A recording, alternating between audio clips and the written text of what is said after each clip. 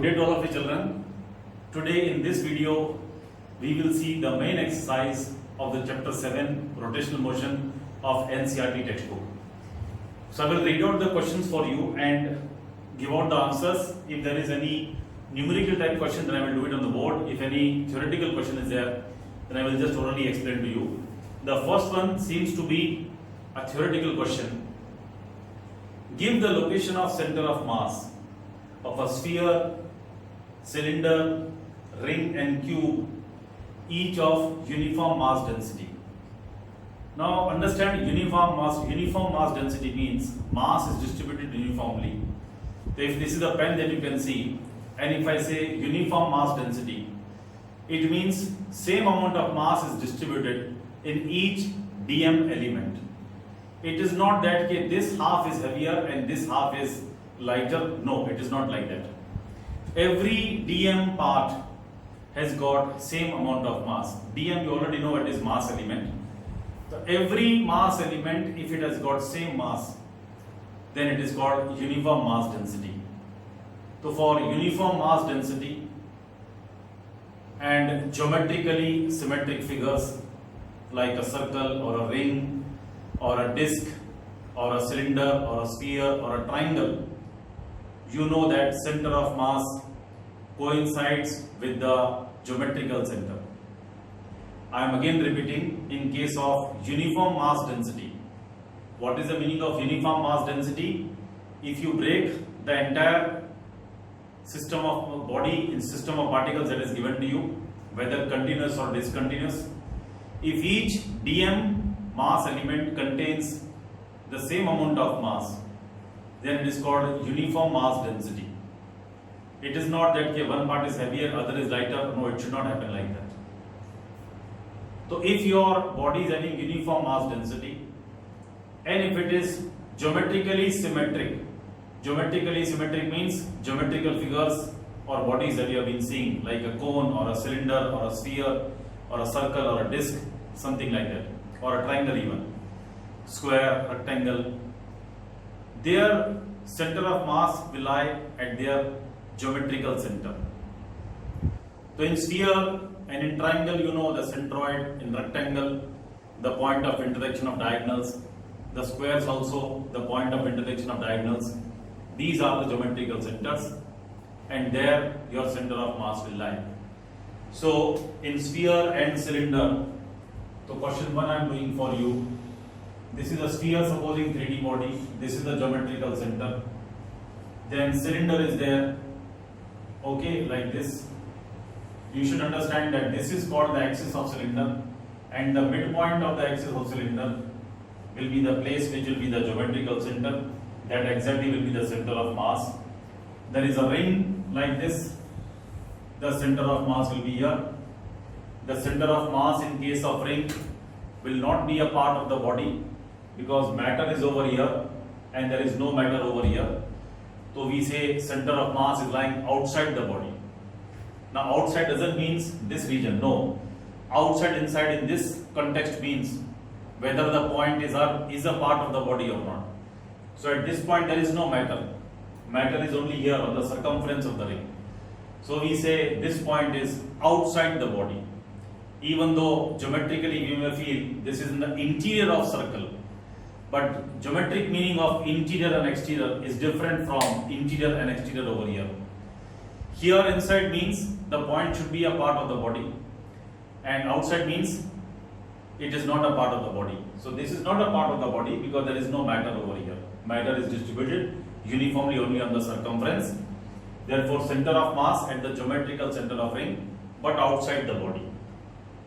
If this cylinder would have been a hollow one, then this center of mass, this geometrical center, also would have been outside the body. But if this is a solid cylinder, then there will be matter over here. So it will be inside the body. And similarly, if this is a shell, inside it is hollow, then there will be no matter over here at the center of the sphere, and therefore the point will lie outside the body. But if it is a solid sphere, then yes, there will be matter in the entire portion, there will be matter at here also. And then this center will be a part of the body, inside the body like this. And then cube also very easy to determine. Okay, this is a cube for me. So at its geometrical center, okay, somewhere over here, we will have the center of mass at the geometrical center. Like in a room, if you are sitting, so the midpoint of the room, the center of the room, that will be the center of mass position, geometrical center of the cube. Only if there is uniform mass density, otherwise center of mass will not lie at the geometrical center. Then we will have to find out where is the center of mass using mathematical tools. So please note down and then I will do the next sum for you. Please pause and copy these things.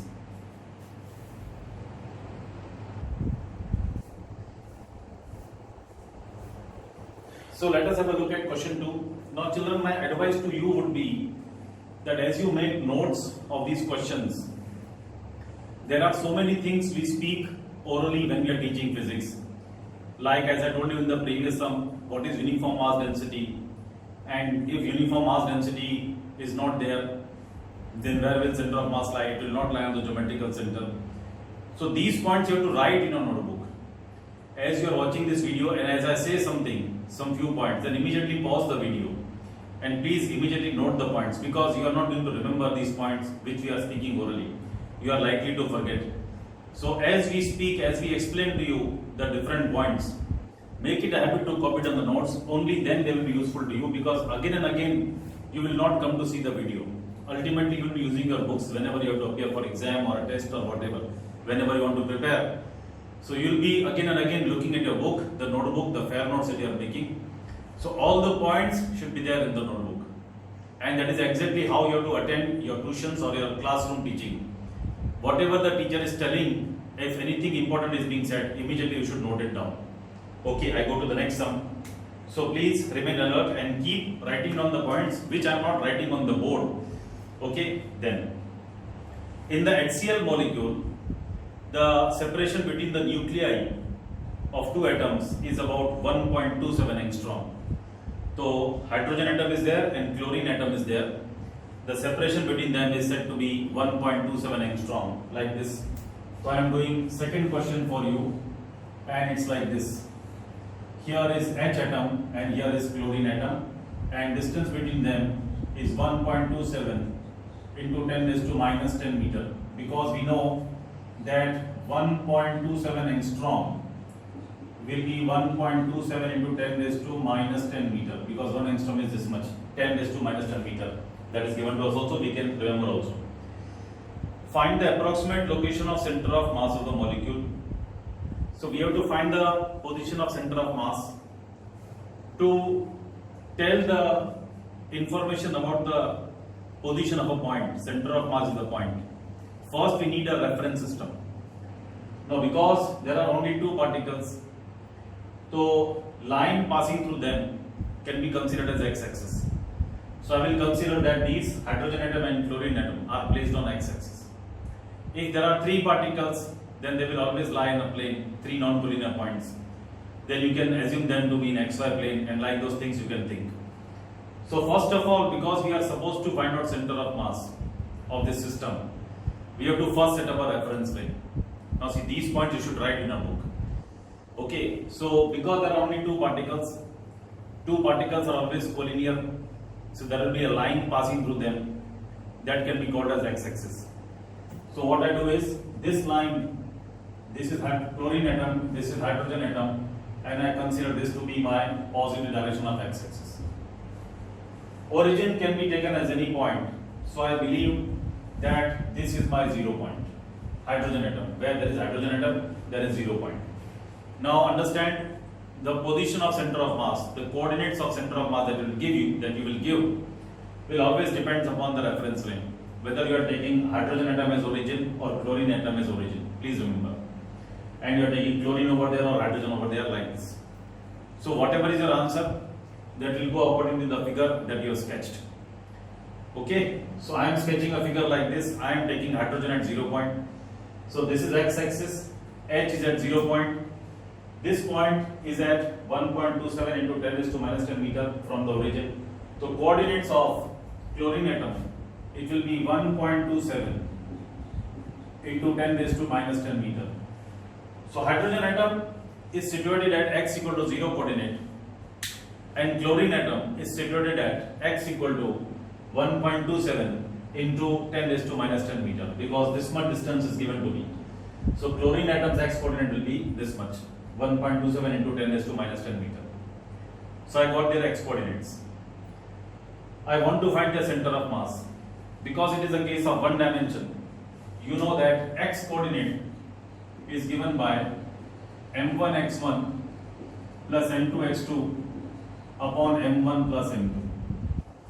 Now x1 x2 we know the coordinates. Supposing this is particle number 1 and this is particle number 2 for me.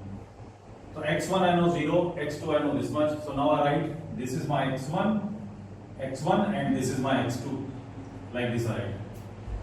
But still I need masses. So nothing has been said about the masses of hydrogen and chlorine. So we can use our knowledge of chemistry, but even then it is given over here that given that chlorine atom is about 35.5 times massive as a hydrogen atom, that means you have to understand that chlorine atom is having mass 35.5 times more or 35.5 times that of hydrogen. So chlorine atom is 35.5 times massive than hydrogen atom. That means if the mass of hydrogen is m, the mass of chlorine atom will be 35.5 m. So he said chlorine atom is 35.5 times massive than hydrogen. That means if the mass of hydrogen atom is taken as m, then this mass will be 35.5 m. This is what you have to understand. Chlorine atom is 35.5 times massive than hydrogen. So it means in simple language, if hydrogen is m, then mass of chlorine will be 35.5 m. So this is m2 for me and this is m1 for me. Now we place the values. So this will be m, x1 is 0, this is 35.5 m, this is 1.27 into 10 raised to minus 10 upon m plus 35m. Okay, so like this we write. This becomes 0 and this becomes 35.5 into 1.27 into 10 raised to minus 10 into m upon 36m. This m gets cancelled out, so you are left out with this upon this. So this is 35.5 into 1.27 into 10 raised to minus 10 upon 36 is equal to so many meter. This will be the x coordinate of center of mass. This you can calculate using your calculations and you will get the value of x coordinate, right? So somewhere over here, because this is heavier, you already must be knowing that the center of mass will be shifted towards the heavier particle. It may come somewhere over here. This is the x coordinate that you will get, right? So please pause and copy and write all the points that I give you.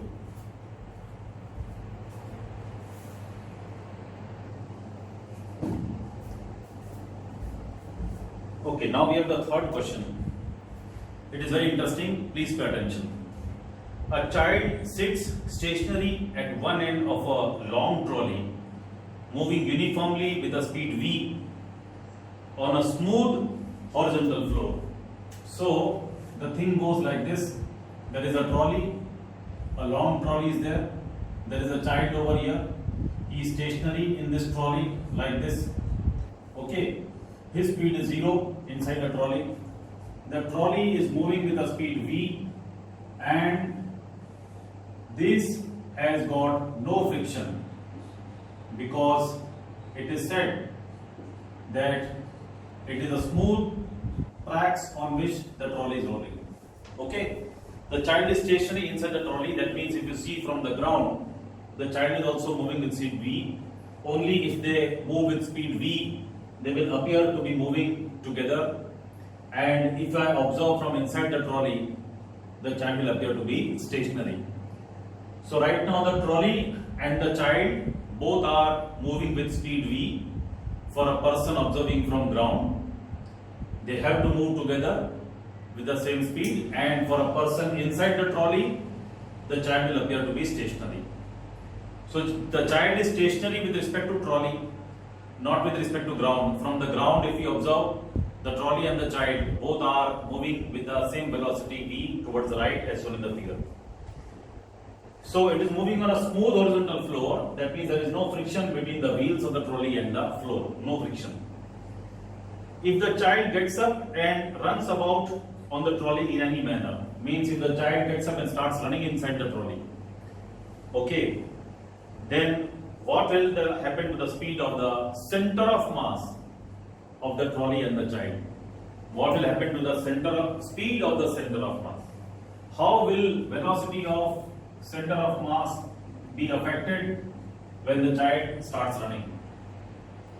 Please understand that when trolley and the child both are moving with speed v with respect to ground reference, so there are two bodies over here, the boy and the trolley, both are having same speed. So naturally the center of mass also will be moving in same speed. So velocity of center of mass earlier will be v, and we are being asked what will happen to the velocity of center of mass when the child gets up and starts running. Now please understand, when the child gets up and starts running anyway inside a trolley, there is no external force. See, there is no friction. So if there would have been friction, then friction would have been source of external force for this trolley system. My system of trolley and wheels is this much system. This is my system. If there would have been friction from the ground, then ground is external for the trolley plus boy system. Ground is external for trolley plus boy system. Trolley plus boy system, which is moving with speed v. But there is no friction, so there is no external force from the ground also.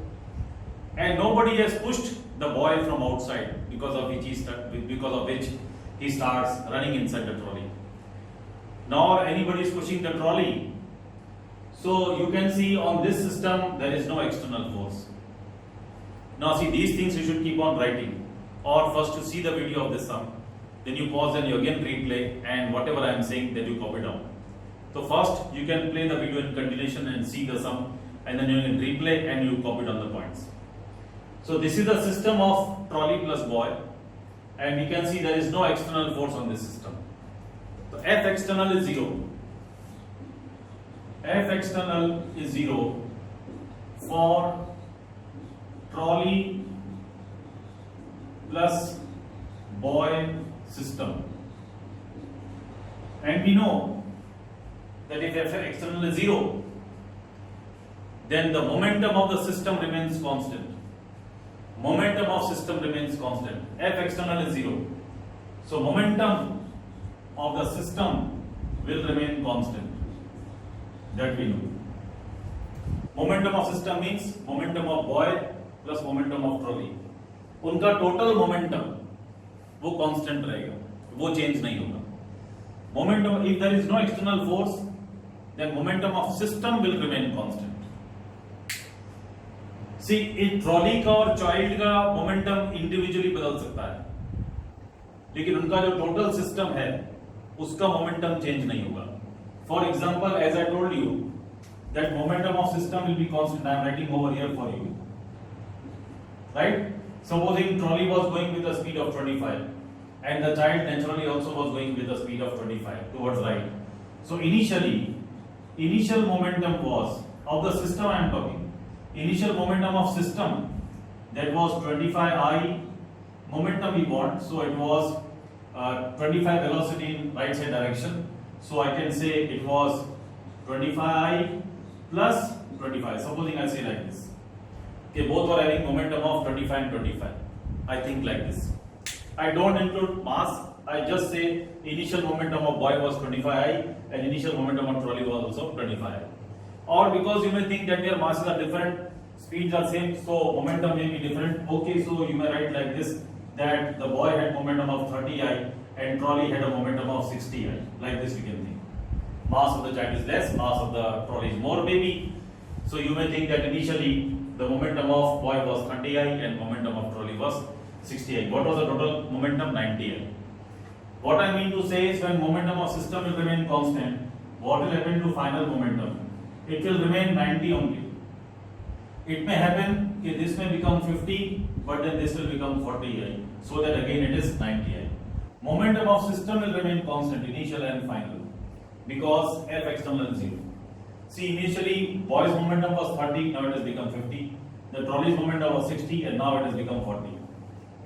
So individually the momentum of child can change, individually the momentum of trolley can change, but the momentum of system will remain constant, total will remain same, because there is no external force. So external force is 0, that does not mean momentum of each and every body will remain same. No. You can see that momentum of child is changing and momentum of trolley also changing. But the total remains the same. That is the point. So when F external is 0, momentum of system will remain constant. And we know that momentum of system means what? MVCM. MV, where V was the velocity of center of mass. I write like this, MVCOM. That will be constant. Your textbook is using capital V for the velocity of center of mass. So I write like this, VCOM, so that you understand I am talking about velocity of center of mass. We have seen that PS is equal to MVCOM. This formula we have seen. When there is MV, total moment of system will be velocity of center of mass into total mass of system. This formula we have already seen. So MVCOM will be equal to PS at any given time.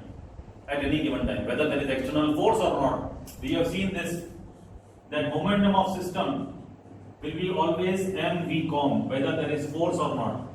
These two will be always equal. But if there is no external force, this will remain constant.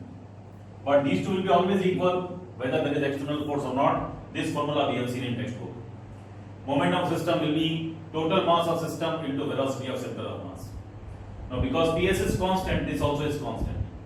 So VCOM, velocity of center of mass, will become some constant quantity upon total mass of system, that is also constant. Therefore, velocity of center of mass will be constant. That means velocity of center of mass will not change. So earlier, if the velocity of center of mass was V, then now also the velocity of center of mass will remain V. Remember, velocity of center of mass will be same. Velocity of child may change. Velocity of trolley may change because their momentums can change. Momentum is mass into velocity. Momentum is mass into velocity. Understand nicely. Momentum is mass into velocity. If momentum is changing, velocity is changing, not the mass. Mass remains constant, we assume that. So if momentum has changed from 30 to 50, momentum has changed, the velocity must have changed. So velocity of boy can change, velocity of trolley can change, but velocity of center of mass will remain constant. Now also the center of mass will move with speed v with which it was moving earlier. So that is about it. Please copy the points and please also write down whatever theoretical explanations I have given you. Please pause and copy.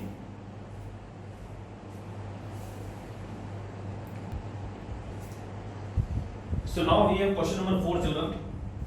That if a triangle has vector A and vector B as its two sides, if there is a triangle like this having one side as A and one side as B, supposing, ठीक है, vector B and vector A, supposing this is A point and this is B point and this is C point, so this becomes a triangle ABC. Vector small a and vector small b are along the two sides of the triangle. So he is telling us, prove that the area of this triangle ABC will be half of magnitude of A cross B. So we have to prove in this question, we have to prove delta, the symbol for area of triangle, that will be half A cross B. Like this you have to prove. This is vector A, this is vector B, supposing theta is the angle between the two vectors. So this is the angle between the two vectors. We have to prove area of triangle is half of A cross B. We already know what is magnitude of A cross B, A, B sin theta, where theta is the angle between A and B. So this becomes equal to, actually we have to prove delta is equal to half A, B sin theta. I prove this or this, it is one and the same thing. Now, we know that area of triangle will be half base into altitude, that we know. So area of triangle is half into base into altitude. This we know already. So suppose I take this as base So I have to draw altitude from C point like this. This is point M, this is perpendicular altitude, and let this be called H. So this will be equal to half into base is AB into the altitude H like this. Now please see children, in this triangle AMC, in triangle AMC, sin theta over here, opposite side upon hypotenuse, this is 90 degree, so this will be opposite side, sorry, hypotenuse. Sin theta will be opposite upon hypotenuse, so sin theta will be CM, opposite side upon hypotenuse, CA. So sin theta will be equal to CM length means length of altitude, and CA length means magnitude of this vector, that will be length CA, magnitude of this vector, so I write it as B. So H becomes equal to B sin theta for B. So I write H as B sin theta. So delta becomes equal to half into AB into B sin theta, and AB means what? AB length means magnitude of vector A, and that is equal to half AB sin theta. That is exactly what we have to prove.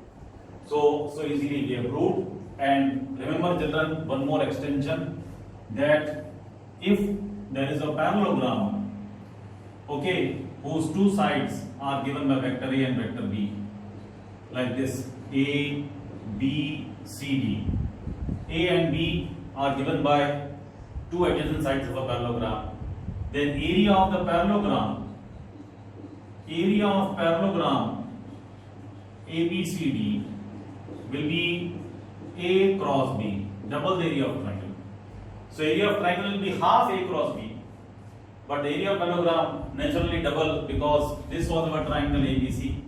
So these two areas are equal, we know that, because diagonal of a parallelogram divides a parallelogram into two equal areas. So this is half A cross B, this is half A cross B, total will be A cross B. So if A and B are along two sides of a parallelogram, if A and B are along two sides of a parallelogram, two adjacent sides, then area of a parallelogram can be given by magnitude of A cross B. This is geometric meaning of vector product of two vectors. That vector product of two vectors has geometric meaning what? So if A and B are along two adjacent sides of a parallelogram, if vector A and vector B are along two adjacent sides of a parallelogram, then the area of the parallelogram can be obtained by taking the magnitude of A cross B.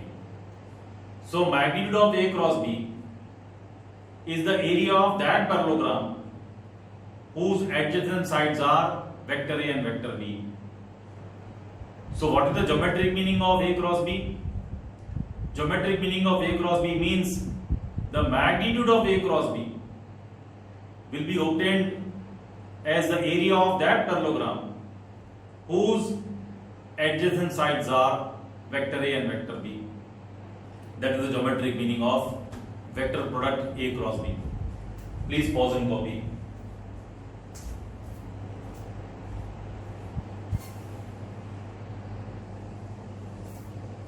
Okay, now question number 5. He says that show that A dot B cross C is equal in magnitude to the volume of parallelepiped formed by three vectors A, B, C. So first of all, understand what is a parallelepiped. See, it is like this. Supposing this is, I draw from here. This is one parallelogram given to me like this. Okay, and these two should go parallel. A, B like this, and C and D. And I have a thing like this, going like this. Then parallel to this, I draw four lines from all the three vertices going parallel to each other like this, and then I join them like this. Okay, so this becomes your parallelepiped ABCD, EF, GH. So this is the parallelepiped where opposite faces are parallel to each other and the angle between the sides may not be 90 degree, this may not be 90 degree, this may not be 90 and this also may not be 90 degree. In a cuboid, just like a cuboid is there, yes, all the edges are perpendicular to each other, like your room is a cuboid where all the edges are perpendicular to each other. But if you tilt a parallelepiped, means एक आपके पास cuboid जैसी चीज है, आपने उसको धक्का मार दिया, थोड़ा सा tilt कर दिया, it will become a parallelepiped. Like this you have to understand. So children, please realize what is the formula for volume of a parallelepiped. Volume of parallelepiped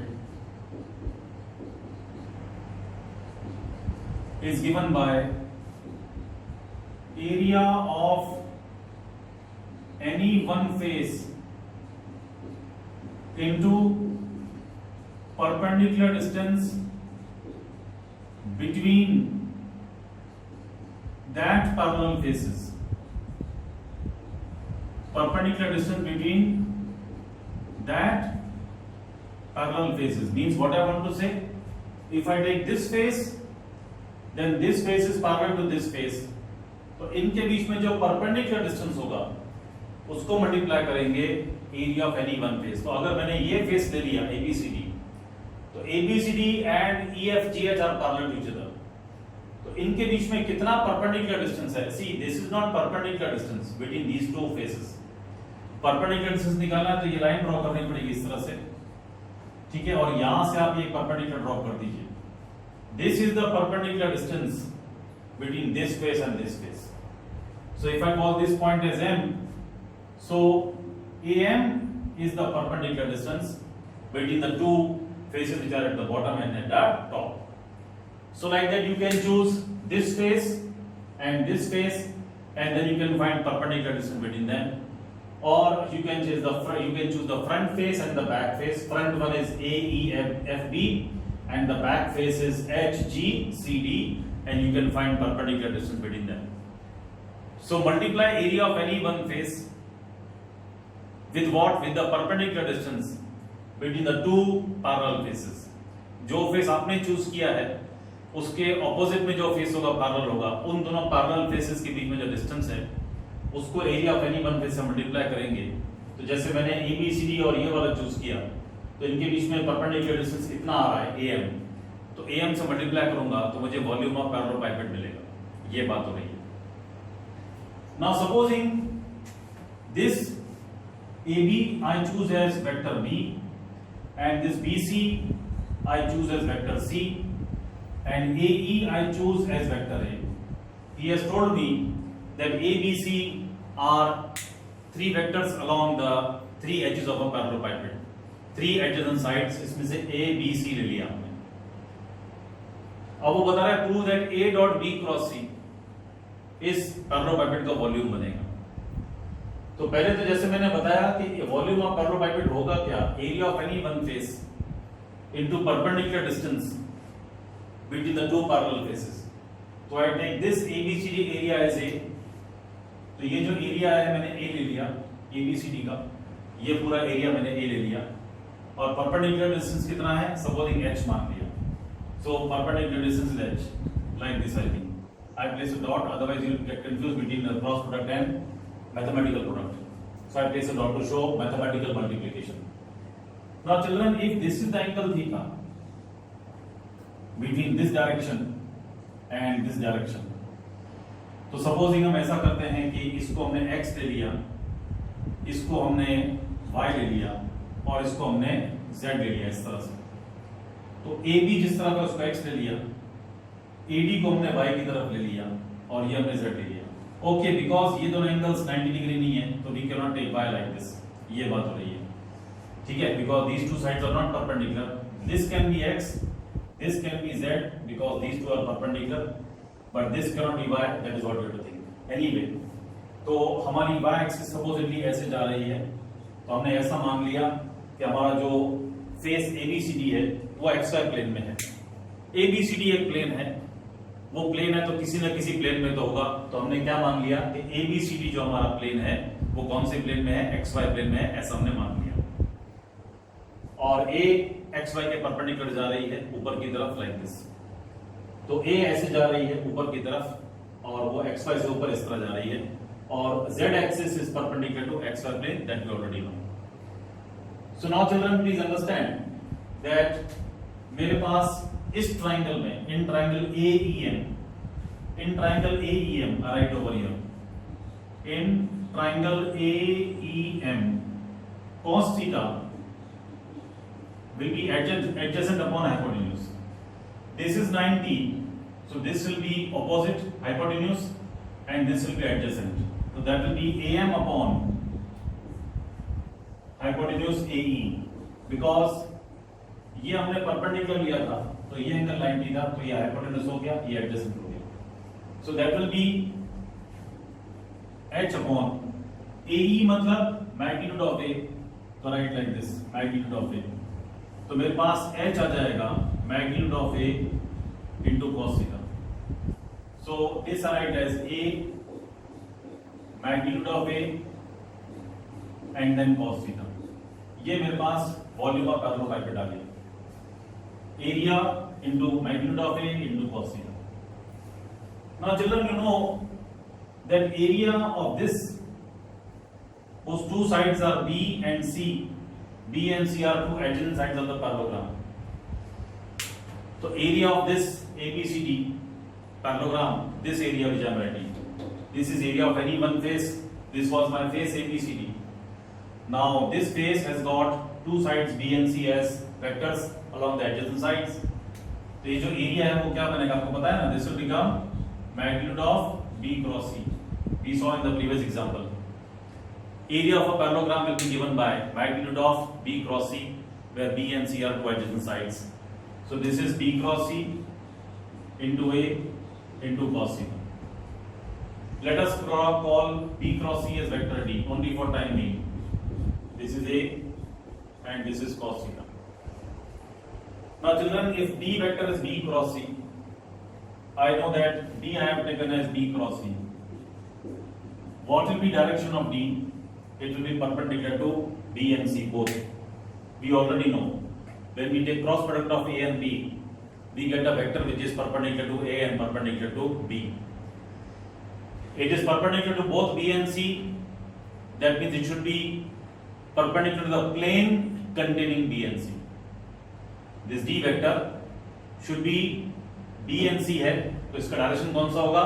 जिस प्लेन में B and C हैं उसके perpendicular direction में D को जाना पड़ेगा, तो हमको B क्रॉस C की डायरेक्शन मिलेगी। तो D will be perpendicular to B and D will be perpendicular to C also. B और C दोनों के परपेंडिकुलर है, मतलब it will be perpendicular to the plane of B and C. B and C का plane कौन सा लिया हमने? XY प्लेन में लिया है। आपको पहले ही कहा मैंने, जो फेस हम ले रहे हैं वो हमने कहां पे ले लिया? XY प्लेन में। We can assume the plane in any one plane, क्योंकि ABCD एक प्लेन है तो हमने उसको क्या किया? XY प्लेन में मान लिया। That we can do. We can take YZ, ZX or any other plane, लेकिन हमने XY प्लेन में लिया। There is no harm in it. तो मेरे पास जो B और C वेक्टर्स हैं वो XY प्लेन में है, तो B क्रॉस C यानी कि D XY के परपेंडिकुलर जाएगा। XY के प्लेन के perpendicular means this direction. This will have direction of D, Z axis. So D will be direct in direction of Z axis because B and C are in XY plane. So B cross C will be perpendicular to plane containing B and C, मतलब perpendicular to XY plane, मतलब it will be Z direction. So D will go in this direction. And you know DA cos theta, अगर theta angle between D and A है, क्या ऐसा है? ये मेरे पास A है और ये मेरे पास D है, देखो D Z की डायरेक्शन में, तो D ऐसे है और A ऐसे, उनके बीच में एंगल कितना है? Theta. So what does DA cos theta mean? It means D dot A, or it also means A dot B, that we already know. A dot B will be AB cos theta, where theta should be angle between these two vectors. क्या theta angle है between A, D और A? Yes. ये D की direction है। हमने D की direction कैसे decide की? हमने कहा D is B cross C, तो D should be in a plane perpendicular to it should be in a direction perpendicular to plane containing B and C. B और C XY plane में है, उनके perpendicular direction कौन सी हुई? Z axis की। तो D vector इस direction में जाएगा, पैरेलल टू Z डायरेक्शन। तो D ऐसे जा रहा है, A ऐसे जा रहा है, ऑलरेडी मार्क कर चुके हैं, ये एंगल थीटा है। So dA cos theta becomes d dot A or A dot B. You know that A dot B is same as B dot A. तो A dot D का मतलब क्या हुआ?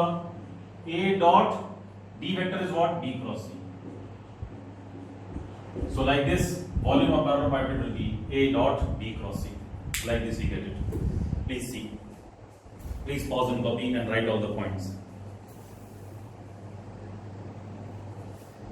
Now the next one seems to be very easy. See. Question number 6.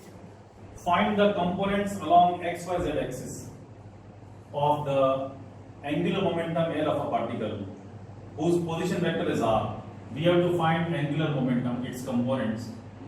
R is given to me as XYZ. So this can be written as XI plus YJ plus ZK. And the momentum as components. Px, Py and Pz. So this can be written as Pxi plus Pyj plus Pzk. This xyz should come in subscript to indicate it is component. Otherwise it will look P into x. It is not P into x. Px, x component of P, y component of P, z component of P. We have to write nicely. Okay. So we have to find the x component, y component and z component of angular momentum. Children, you already know what is the formula for L? That is L R cross P. And how do we get cross product of determinants? You know that first we write I, J, K. Then R, its components, X, Y, Z. And then momentum's components, Px, Py, Pz. This is the way we get cross product of two vectors we have learned it. Now open the determinant I into these two into these two. So Ypz minus Zpy. Changing the sign, minus J. This into this, Xpz minus Zpx, and then finally plus K. I hope you know how to open the determinant. This into this, Xpy minus Ypx. This is my vector L. So this is the x component with I. Minus अंदर ले जाएंगे तो Zpx minus Xpz. That will be the y component because minus has to go inside, and then z component will be Xpy minus Ypx. These are the x component, y component, and z component of momentum. Let us write Lx is y into Pz minus z into Py. Ly will be z into Px minus x into Pz, and Lz Xpy minus Ypx, like this you will have x component, y component and z component. Then he says prove that if the particle moves only in the xy plane, then the angular momentum has only z component. So if the particle moves in xy plane, so naturally momentum will also have only x and y component because the particle is moving in xy plane. If a particle is moving on a floor, supposing, and that is xy plane. So if the particle is moving on the ground, the floor, which is xy plane for us, so you know it is not moving upwards, which is the z-axis direction. So it is either moving in x direction or y direction. It cannot have z component of velocity because the particle is moving on floor. It is not flying upwards into the sky. It cannot have z component. So if a particle is moving on a floor, it will have only x component and y component of the velocity. Also its position will have only x and y coordinates. Its position cannot have z coordinates because particle is on the floor. It is in a plane. So only x and y components will be there if we consider the plane in which the particle is moving to be xy plane. So when the particle moves in a plane, so naturally when particle moves, supposing in xy plane, then r will be only xy0 and momentum will be only px, py and 0. Like this you have to think. So z coordinate will be 0 in xy plane naturally. In xy plane, z coordinate has to be 0. Just as on x axis, y coordinate will be 0, z coordinate will be 0. So similarly in xy plane, z coordinate will be 0. In XZ plane, y coordinate will be 0. See, I will write over here. If you are on x axis, then y coordinate is 0 and z coordinate is 0. If you are on y axis, then x coordinate is 0, z is 0. If you are on z axis, x will be 0 and y will be 0. If you are in xy plane, then z coordinate will be 0. If you are in xz plane, y will be 0. And if you are in yz plane, x coordinate has to be 0. Please remember these points, bio students particularly. So now take r cross p like this, z and pz 0 हो जाएगा. तो z and pz 0 हो जाएगा तो l कितना हो जाएगा? जहां पर भी z और pz उसको 0 कर दीजिए. तो ये 0 हो गया, ये 0 हो गया, तो this will become I into 0. z pz again 0, तो minus j into 0. यहाँ पे z pz नहीं है, तो plus k into x into py minus y into px. So I can see angular momentum is got only z component x py minus y px k. So if the particle moves in xy plane, then angular momentum will have only z component. So similarly, if it is in yz, it will have only x component, and you can think like this. Very easy sum, just copy.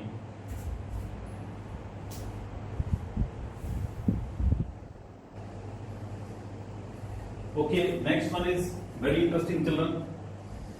देखो, this is real application of moments. Question number 8. A non-uniform bar of weight W. Now see, non-uniform bar means weight is not, mass is not distributed uniformly. So there is uneven distribution of mass. Somewhere there is more mass, somewhere there is less mass. So every dm element won't have equal mass. So a non-uniform bar of weight W is suspended at rest. Now the bar is at rest, you can see in the figure, by two strings of negligible weight as shown in the figure. So it's like this. There is a wall over here and there is a wall over here. There is a bar 2 meter long over here. There is one string like this, another string like this. So this angle is shown to be 53 degree. Now 1 minute you can leave out, there is no issue. And this is 37 degree like this. Why I am telling you? Because 53 degree and 37 degree are very special angles in trigonometry. Because please remember, if this is a triangle in which angle is 37 degree, this will be 3, this will be 4, this will be 5. And if this is 53 degree, then here will be 4, here will be 3, and here will be 5. Please remember these points. So therefore, I am taking 37 and 53 so that I may get exact answers. 0.1 degree I am leaving out, 6 minutes I am leaving out, that is okay. So now he is telling me that the angles made by the strings are shown. The bar is 2 meter long. Calculate the distance d of the center of gravity of the bar from its left end. From the left end, where is the total weight concentrated that we have to find out. If there would have been uniform mass distribution, then midpoint of the bar would have been the center of mass. But that is not the case over here.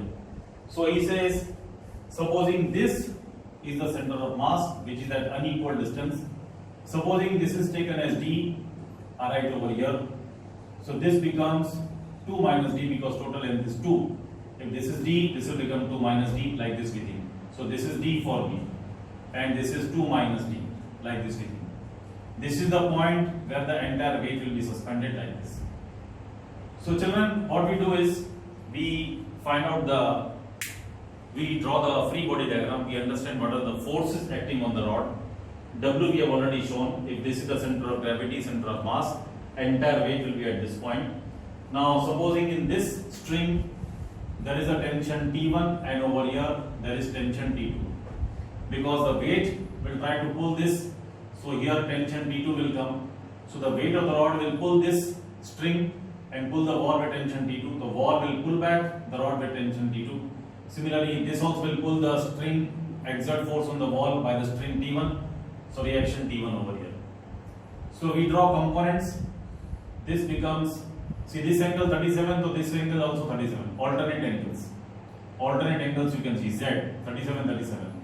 This will be T1 cos 37. And similarly, the component of T2 vertically upward This angle 53, so this angle also 53. Again alternate angles you can see. So this will be T2 cos 53, like this you will get. Also there will be these components, T1 sin 37, and this will be T2 sin 53. Okay, this was cos 53, this will be sin 53, this was cos 37, so this is sin 37, like this we think. Now the rod is stationary. The rod is stationary, so all horizontal forces should be balanced. That means this force should be equal to this force. Otherwise, rod will move in either direction, whichever force is greater. So for x direction, please understand, the rod is stationary for vertical as well as bottom also. So left force should be equal to right force for x direction. We are thinking like this. This is my x and this is my y. So T2 sin 53, T2 sin 53 will be T1 sin 37. Sin 53, 4 upon 5. Sin 53, 4 upon 5. So T2 into 4 upon 5 will be T1 into sin 37, 3 upon 5. So I come to know that T2 will be 3T1 upon 4. That is first point. I get relation between T2 and T1. See, there are three unknowns over here. T1 is unknown, T2 is unknown, and W is unknown. And D also is unknown. 4 unknowns are there. What about y direction? All the upward forces should be equal to downward forces. Upward force, downward force. So W should be equal to T1 cos 37 plus T2 cos 53. So W will be equal to T1 cos 30. Cos 37 means what? 4 upon 5. T2 I already know, 3T1 upon 4. Cos 53, 3 upon 5. So this is W. Now to find the weight of the rod, even though it is not asked, we will need T1. Once I get T1, I can get the weight of the rod. If that is asked, that also we can do. But for that I will need T1. So now see children, so far we tackled linear or translational equilibrium. We saw that the body is not performing translational motion in any direction, either x or y. So all left force equal to right force, all upward force equal to downward force. Now let us see about the moments. Rotational equilibrium also let us see. See children, if this is your rod and supposing this is the point where W is there, the weight. So if I think that the rod will move about this point, there are two forces T1 and T2. This force will push the rod like this. So your rod will move like this. So from your side it will move clockwise. This movement is clockwise. See, the rod is moving clockwise. Like this it is going. If the force will come like this force T1 cos 37, it will push the rod upwards. If it push the rod upwards, how does it move? It moves clockwise from your side that you are watching. It is moving in this side. See what happens? Like this. So it is moving in clockwise direction. So because of this force about the center of mass, about the center of gravity W, the rod will move in clockwise direction. And because of this force which is coming, T2 cos 53, this force, it will move like this. So from your side it will go like this. So this is anti-clockwise motion.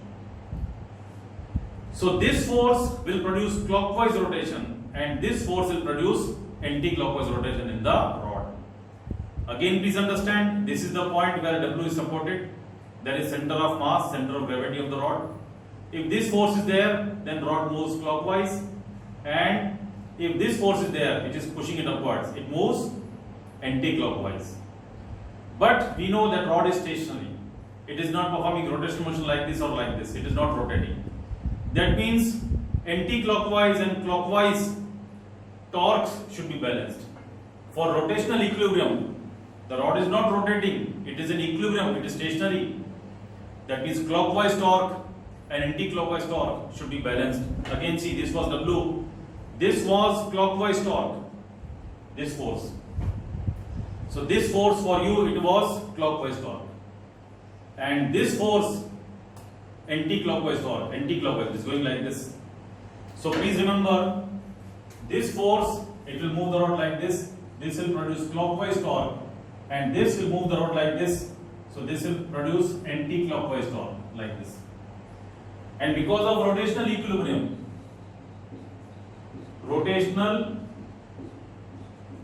equilibrium about the point, supposing I call it E, about E, where the entire weight is supported, clockwise torque should be equal to anti-clockwise torque. ये बात हो रही है.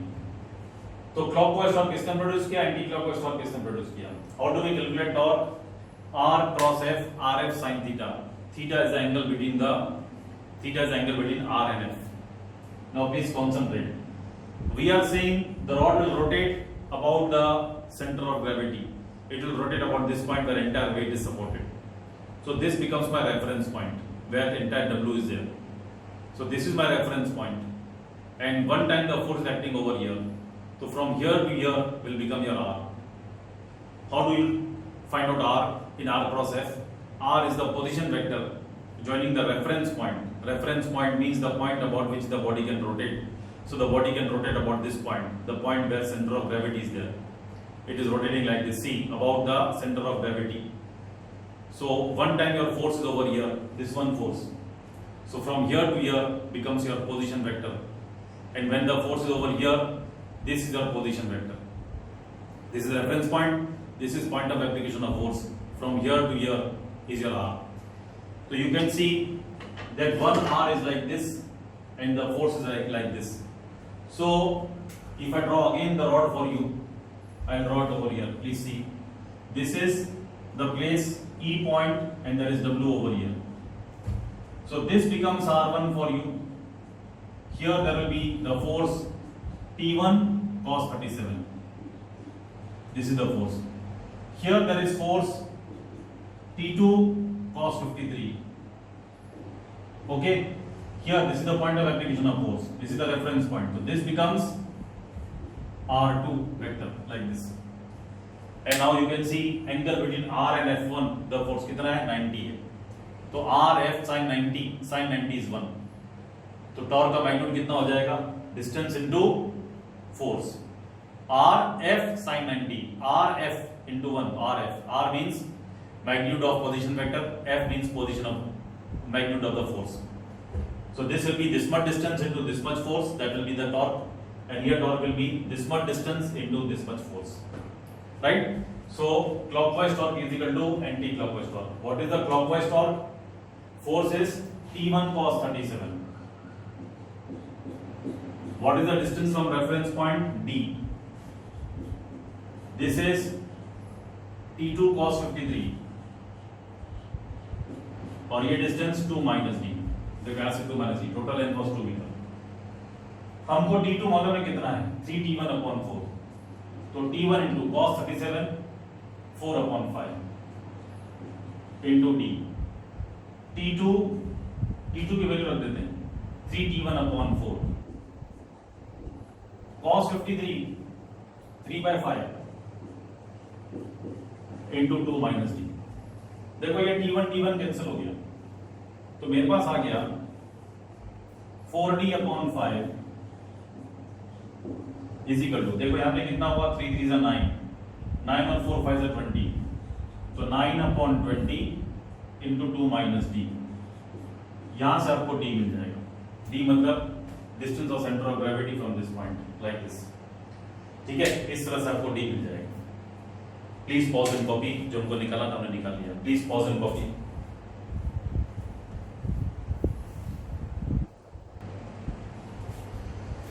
Okay, I think I forgot to take question number 7. After 6, I directly went to question 8. So let us do question 7 also. Two particles are there, each of mass m, and each having speed v, and traveling in opposite direction. See, speed is same, mass is same, but they are traveling in opposite direction. So please see nicely. This is question 7. This is the path of one particle. This is the path of second particle. Supposing one is over here, one is over here. So here the momentum will be P equal to mv and here momentum will become minus mv because velocity is in opposite direction. So I say that P1 is equal to mv and P2 will become equal to minus mv because velocity is in opposite direction. So if this velocity is v, this will be minus v, masses are the same, so P1 is mv and P2 will be minus mv, like this we come to know. Supposedly this is the point, my reference point from which I am observing, and he is telling us that these two lines, parallel lines on which they are moving, they are separated by a distance d. And he says that both the particles having same mass, same speed, moving in opposite directions on lines separated by distance d. He says, show that the angular momentum vector of the two particle system is the same, whatever be the point about which angular momentum is taken. See, if I take angular momentum about any point, reference point, if I take any point, this point, this point, this point, anywhere, the total angular momentum of system will remain the same. That is what he is telling us. So he says you choose reference point anywhere, your angular momentum for the system will come out to be same, whatever be the reference point. So supposing this is my reference point, any point I have taken, this is R2 for me, and this is supposing R1 for me. Position vectors are joining the reference point with the position of the particles at a given time. At a given time, this particle is here, this particle is here. So R1, R2 become their position vector. I know that what will be L1, that is R1 cross P1, and that will be R1 cross MV, and what will be L2, that will be R2 cross P2, that will be R1 cross minus MV. P2 is minus MV, that you can make out. Total angular momentum becomes L1 plus L2, vector sum of both this thing.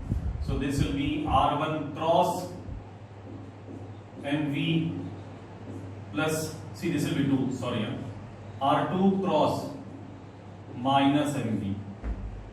So now children, this is R1, R2, MV and minus MV. So first I write like this, R1 cross MV minus, and I pull out R2 cross MV. Now MV is common, so don't write MV front, that will be a mistake because this is cross product. So you will have to write like this, R1 minus R2 cross MV. So now see, if you expand, this will be R1 cross MV minus R2 cross MV. If you would have written like this, MV is common, let me write like this, MV is common cross R1 minus R2. So you would have got MV cross R1, whereas this is R1 cross MV. You know that A cross B is not same as B cross A. So please don't make the mistake, be very careful in writing the things when it is involving vectors. So I get R1 minus R2 cross MV. Supposing this vector I take as delta R. Now I am just trying out. So in this triangle, you can see this will be the resultant R1. So my equation will become R1 will be equal to, because this is resultant R1, that will be R2 plus delta R. Okay, R1 is, I want R1 minus R2. So R1 minus R2 will be delta R. So this R1 minus R2, I can write delta R cross MV. MV means momentum P1. So this can be written as delta R cross P1, this vector. Now this is delta R and this is P1.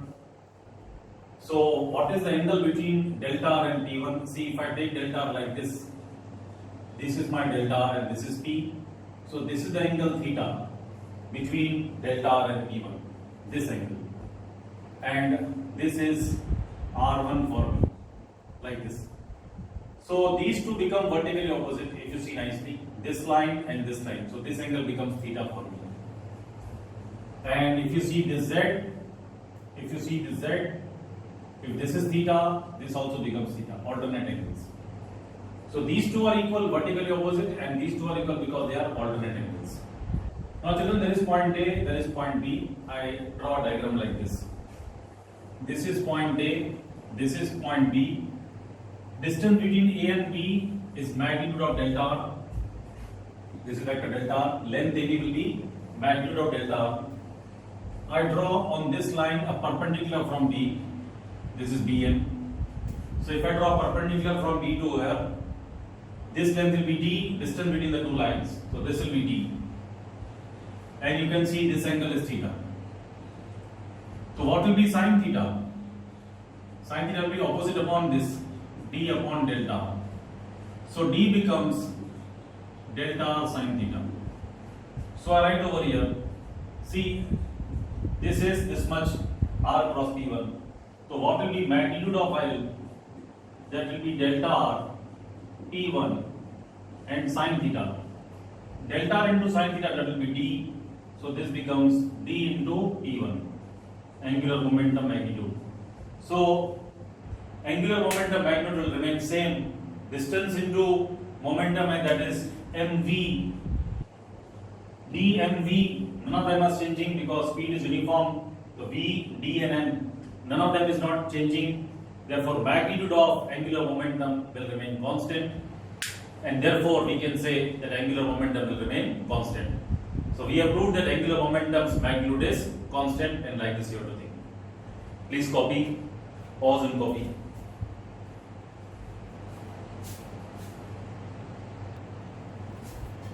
Okay, now ninth one we are having. It is also based on moments, just like question number 7.8. A car weighs 1800 kg, means mass of the car is 1800 kg. Distance between the front and back axles is 1.8 meter. On the front axle, 2 wheels are there, and on rear axle also 2 wheels are there. So distance between the front axle, but the front wheels and back wheels, that is 1.8 metre. So axle मतलब आपने देखा होगा, दो wheels होते हैं आगे के, वो एक रॉड से जुड़े हुए होते हैं. यहाँ पर एक व्हील और यहाँ पर एक व्हील, इसको हम क्या बोलते हैं? एक्सेल बोलते हैं. Axle means the cylinder, the rod which is connecting the two wheels, like this, two front wheels and two back wheels. तो इस तरह से एक एक्सेल ऐसे होगा, एक एक्सेल ऐसे होगा, इनके दोनों एंड से व्हील्स होंगे और एक तो इन दोनों एक्सेल्स के बीच में डिस्टेंस 1.8 मीटर बता रहे हैं. यहाँ पर व्हील और यहाँ पे व्हील और यहाँ पे व्हील, 4 व्हील्स लाइक दिस, दो एक्सेल्स, एंड इनके बीच में distance 1.8 metre. Okay, so its centre of gravity is 1.05 metre behind the front axle. तो फ्रंट एक्सेल से सेंटर ऑफ ग्रेविटी कहाँ है? 1.05 मीटर के डिस्टेंस पे है, यानी मिड पॉइंट पे नहीं है, यानी मास डिस्ट्रीब्यूशन यूनिफॉर्म नहीं है, बिकॉज टोटल डिस्टेंस 1.8 है. अगर मास डिस्ट्रीब्यूशन यूनिफॉर्म होता कार का, तो सेंटर ऑफ ग्रेविटी बिल्कुल बीच में आता 0.9 मीटर पे, 1.8 का आधा, लेकिन ऐसा नहीं हो रहा है, वो 1.05 मीटर के डिस्टेंस पे है. Determine the force exerted by the level ground on each front wheel and each back wheel. So I am doing question 9 for you, please understand nicely. देखो इस तरह से बात हो रही है कि यहाँ पर एक व्हील है और यहाँ पर एक व्हील है, ठीक है. ये दोनों के एक्सेल्स के बीच का डिस्टेंस है, वो मुझे बताया गया है 1.8 मीटर. ये फ्रंट व्हील है और ये रियर व्हील है, पीछे वाला wheel. Centre of gravity front wheel से कितना दूर है? 1.05 मीटर पे. तो 1.8 में से 1.05 जाएगा, तो आई थिंक 0.75 बचेगा. This will become 0.75 metre. तो फ्रंट व्हील से 1.50 पीछे, यहाँ पे पूरा वेट इस तरह से. देखो ये फ्रंट व्हील जो आपको दिख रहा है, ऐसा ही फ्रंट व्हील पीछे भी है. तो दो फ्रंट व्हील हैं और दो रियर व्हील्स हैं, है ना. आपको ऐसा एक्सल दिख रहा है, ये व्हील आगे का और ये व्हील पीछे का, लेकिन यहाँ पर भी तो दो व्हील्स हैं पीछे. तो दो फ्रंट व्हील्स हैं, दो रियर व्हील्स हैं. तो इस वाले फ्रंट व्हील पे जो रिएक्शन आएगा और इसके पीछे जो फ्रंट व्हील है उस पे जो रिएक्शन आएगा, because they are at same distance from the centre of gravity. तो दोनों व्हील्स पे ऐसा एक व्हील यहाँ पे, एक व्हील यहाँ पे, एक व्हील यहाँ, एक व्हील यहाँ, ऐसा एक्सेल आपको टेढ़ा करके दिखा रहा हूँ. एक्चुअली आपको ऐसे दिख रहा है, यहाँ पर एक व्हील मैंने आपको दिखाया, एक्सेल ऐसे, एक व्हील यहाँ भी और एक व्हील यहाँ भी है. तो जितना फोर्स इस पर आएगा ग्राउंड से to support the weight of the car, जितना ग्राउंड से रिएक्शन यहाँ पर आएगा उतना इसके ऊपर भी आएगा. तो टोटली जो रिएक्शन फ्रंट व्हील पे आ रहा है वो 2R1 होगा, where R1 be the reaction on one wheel. तो मैं 2R1 बोलता हूँ because total reaction कितना आ रहा है? 2R1 on both the front wheels. और यहाँ से ग्राउंड से रिएक्शन कितना आएगा? 2R2, where R2 is the reaction from ground on the second wheel. इस वेट को सपोर्ट करने के लिए. जब कार का वेट ग्राउंड को दबाएगा तो ग्राउंड से रिएक्शन आएगा, 2r1 यहाँ पे 2r2 यहाँ पे, इस तरह की बात होगी। Now we know that car ऐसे सपोर्टेड है, यहाँ पे उसका पूरा वेट है, यहाँ पर एक व्हील, यहाँ पर एक व्हील, इस तरह दिखा रहा हूं आपको। देखो यहाँ से ये कार का सेंटर ऑफ मास है, सेंटर ऑफ ग्रेविटी, ये पीछे वाला व्हील यहाँ पे और ये फ्रंट व्हील यहाँ पे। तो ये फ्रंट रियर व्हील पे ऐसे फोर्स लगेगा रिएक्शन, तो ये कैसे घुमा रहा है आपकी तरफ से, क्लॉकवाइज घुमा रहा है आपकी साइड से, देखो ये क्लॉकवाइज घुमा देगा। और ये वाला जो रिएक्शन है फ्रंट व्हील पे, नीचे से जब रिएक्शन आएगा 2r1 तो उसको ऐसे घुमा देगा, तो कैसे घुमा देगा, एंटी क्लॉकवाइज। तो आपको समझ में आया कि ये वाला जो रिएक्शन है ये आपको कैसे घुमा देगा, क्लॉकवाइज घुमा देगा, और ये वाला जो रिएक्शन ऊपर आएगा ये आपको एंटी क्लॉकवाइज घुमा देगा, ये ऐसे घुमा देगा। अबाउट दिस पॉइंट, जैसे मैंने यहां से पकड़ रखा है, इसको आप देख सकते हैं, यहां से पकड़ रखा है, about this point I am allowing to rotate about the centre of gravity. तो इस तरह से ये क्लॉकवाइज हो गया और इस तरह से एंटी क्लॉकवाइज हो गया, जैसे मैंने वो रॉड वाले एग्जांपल में आपको बताया। अब देखो ये कार स्टेशनरी है, ये कार ऐसे टर्न तो हो नहीं रही है, जैसे मैं आपको बता रहा हूं, it is not turning in any direction, ऐसे ऐसे तो हो नहीं रही है, बिल्कुल स्टेशनरी खड़ी है ग्राउंड पे। That means anti clockwise torque and clockwise torque will balance each other. तो हम कहेंगे for rotational equilibrium, for rotational equilibrium, ठीक है, anti clockwise torque should balance clockwise torque. Anticlockwise torque ये वाला, reaction into distance, react 4r into f, torque कैसे निकालते हैं, r इनटू f। तो r मतलब डिस्टेंस कितना है, अबाउट दिस पॉइंट 1.05, और रिएक्शन कितना 2r, तो 1.05 into 2r1 is equal to r into f 0.75 into 2r2। तो मुझे r1 अपॉन r2 मिलेगा 0.75 upon 1.05, that is 75 upon 105। 15 second करो, 15 5 जा 15 7 जा 5 अपॉन 7 आ गया। तो मुझे मालूम चल गया कि r1 will be 5r2 upon 7, point number 1। For translational equilibrium, वो भी तो देखेंगे, फॉर ट्रांसलेशनल इक्विलिब्रियम देखो अब मेरे पास कोई x डायरेक्शन में फोर्स नहीं है, खाली वर्टिकल डायरेक्शन में फोर्स है, तो all upward force should be equal to downward force. Upward force ये, अपवर्ड फोर्स ये, बैलेंसिंग द वेट। तो 2r1 plus 2r2 should be w, और वेट ऑफ द कार को दिया है 1800 kg। तो 2r1 plus 2r2 will be 1800 into 10 9.8। Weight क्या होगा, मास इनटू g। तो यहां से मुझे r1 प्लस r2 मिल जाएगा, r1 plus r2 will be 900 into 9.8। So r1 की वैल्यू देता हूं 5r2 upon 7, this is equation number 2।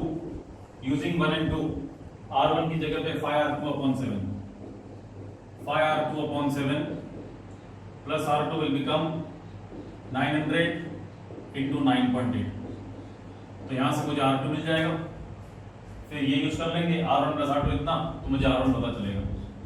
तो what is the reaction in each wheel, वो पता चलेगा।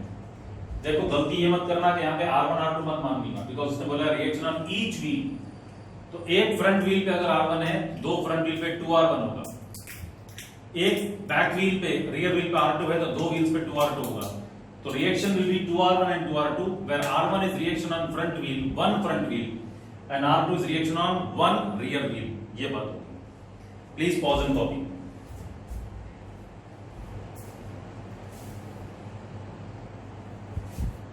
Okay, now based on moment of inertia, very easy sums.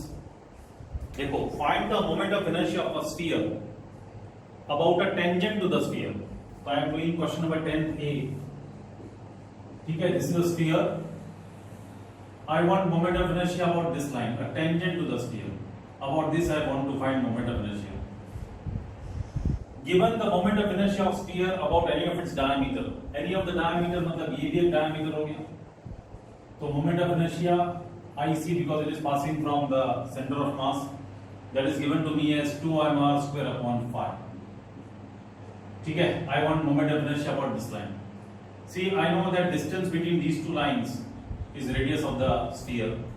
So according to the formula, I is equal to IC plus MD square. This will become 2 mr square upon 5 plus mr square. These are distance between the two lines. So 5 mr square. This becomes 7 mr square upon 5. This is the answer. So easy. Given that moment of inertia of a disk, I am doing question number B for you. 10th B. Given the moment of inertia of a disk of mass m and radius r, there is a disk of mass m and radius r. This is the radius r, maybe like this. And moment of inertia about any of its diameter is given to us as mr square upon 4. Supposing this is the diameter, I don't write the radius then. This is one diameter. About this line, my moment of inertia is given to me as mr square upon 4. ठीक है, about any one diameter, I am given moment of inertia mr square upon 4. Find moment of inertia about an axis normal to the disk, perpendicular to the disk. So means it can go like this, like this, like this. An axis which is perpendicular to the disk and passing through the point of the edge. If this is the edge, so I want moment of inertia about this line. I want. So this was I1 mr square upon 4 through any one diameter like this. I want this moment of inertia perpendicular to plane of disk and passing from the edge of the disk like this. See children, if this line, this diameter is taken as supposing x-axis, right? So this becomes Ix for me, and I take y-axis perpendicular to it like this. This becomes y-axis perpendicular to it. Both x and y perpendicular. Okay. So I know that moment of inertia about any diameter is mr square upon 4. So about this line also, moment of inertia Iy, that will be mr square upon 4. And naturally this will be the z-axis, perpendicular to x and y. Now I know that what is the moment of inertia about x and y, that I know. So using perpendicular axis theorem for a planar body, I know that Iz will be Ix plus Iy, because these are two perpendicular lines about which I know the moment of inertia. That is mr square upon 4 plus mr square upon 4, and this becomes mr square upon 2, this I. So I come to know Iz is this much. I want moment of inertia about this line. Now these two lines are parallel. So now I use parallel axis theorem. First I used perpendicular axis theorem. Now I use parallel axis theorem. So I will be equal to Ic plus md square. Iz is passing from center of mass. So Iz is as good as Ic only. That is how much? Mr square upon 2. Plus distance between these two lines, radius of disk. This is radius. So this will be mr square. So this will be 3 mr square upon 2. The required height. Please pause and copy.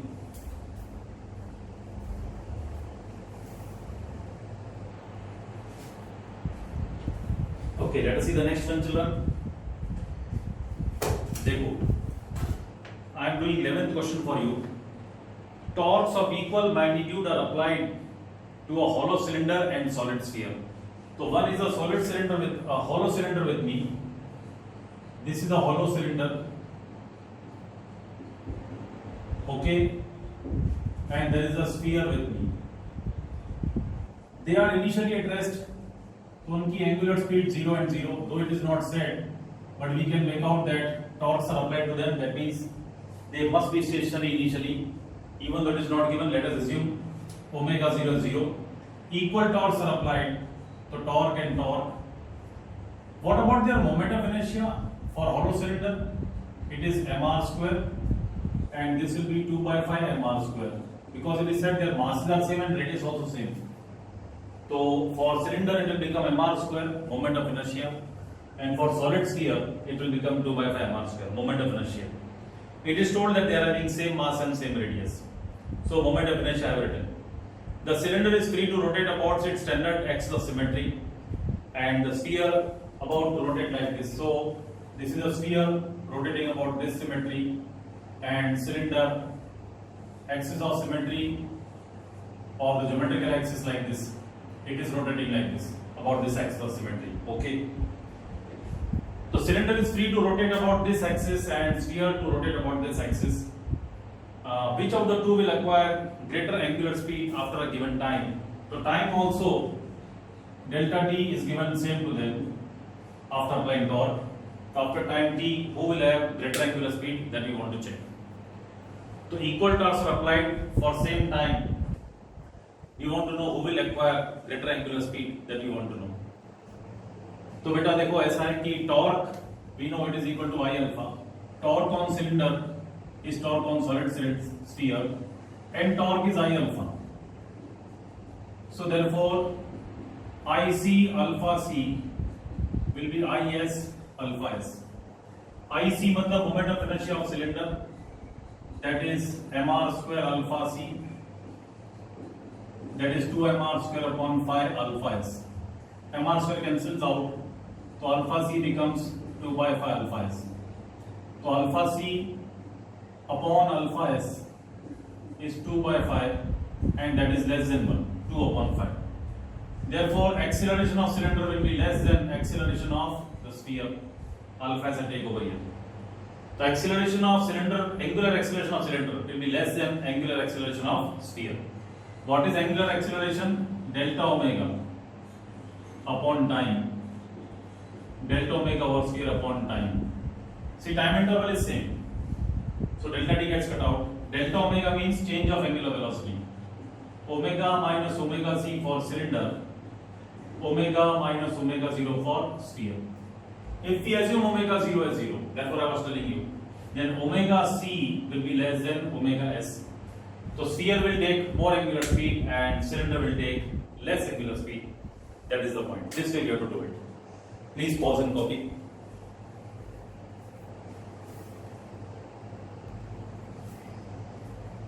Okay, the next one is very easy, children. It seems to be very easy. 12th question. देखो, a solid cylinder. So please write the figure first. Solid cylinder. You will come to know formula for moment of inertia is mr square upon 2. If it's a solid cylinder. Hollow cylinder is mr square. Of mass 20 kg. So mass is given to me as 20 kg. Rotates about an axis with angular speed. Omega is given to me 100 radian per second. The radius of cylinder is 0.25 meter. Radius also given. C, M, R are given. I can find out I very easily. What is the kinetic energy associated with the rotation of cylinder?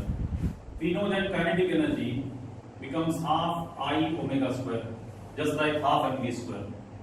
So this will be equal to half I means mr square upon 2 into omega. See, all the data are given to you. You can put the values, you can get the answer very easily. So many joules. Don't forget the unit properly. Okay. What is the angular momentum? It's a rigid body. Formula for angular momentum is I omega. I is given to me as mr square upon 2 into omega. How much? And what will be the unit? Please remember. For moment of inertia, it is kg meter square. And for omega, it is radian per second. So unit will be kg meter square radian per second, like this. This is a unit of angular momentum. Okay. So please pause and copy. I am rubbing it out when I do the next one. I am waiting. Please pause. I am about them. Okay. Please pause and copy.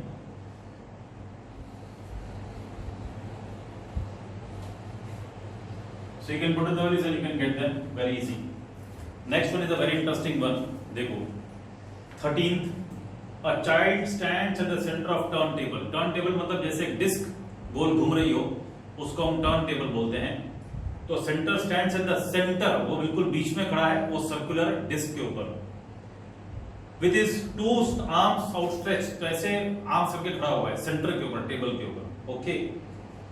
The turntable is set rotating with angular speed of 40 revolutions per minute. तो हमने table को घुमा दिया और table की angular speed कर दी 40 revolutions पर minute. इस स्पीड से, इस एंगुलर स्पीड से हमारी टेबल घूम रही है.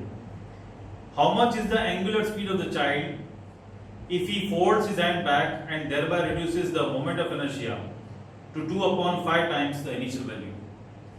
तो बच्चा जो है अपने आर्म्स को ऐसे फोल्ड कर लेता है, तो आपको पता है मोमेंट ऑफ इनर्शिया क्या होता है, यूजुअली m into r का स्क्वायर, 2mr² हो, mr² 2 or whatever, but r² is involved, where r is the distance from the axis of rotation to the mass.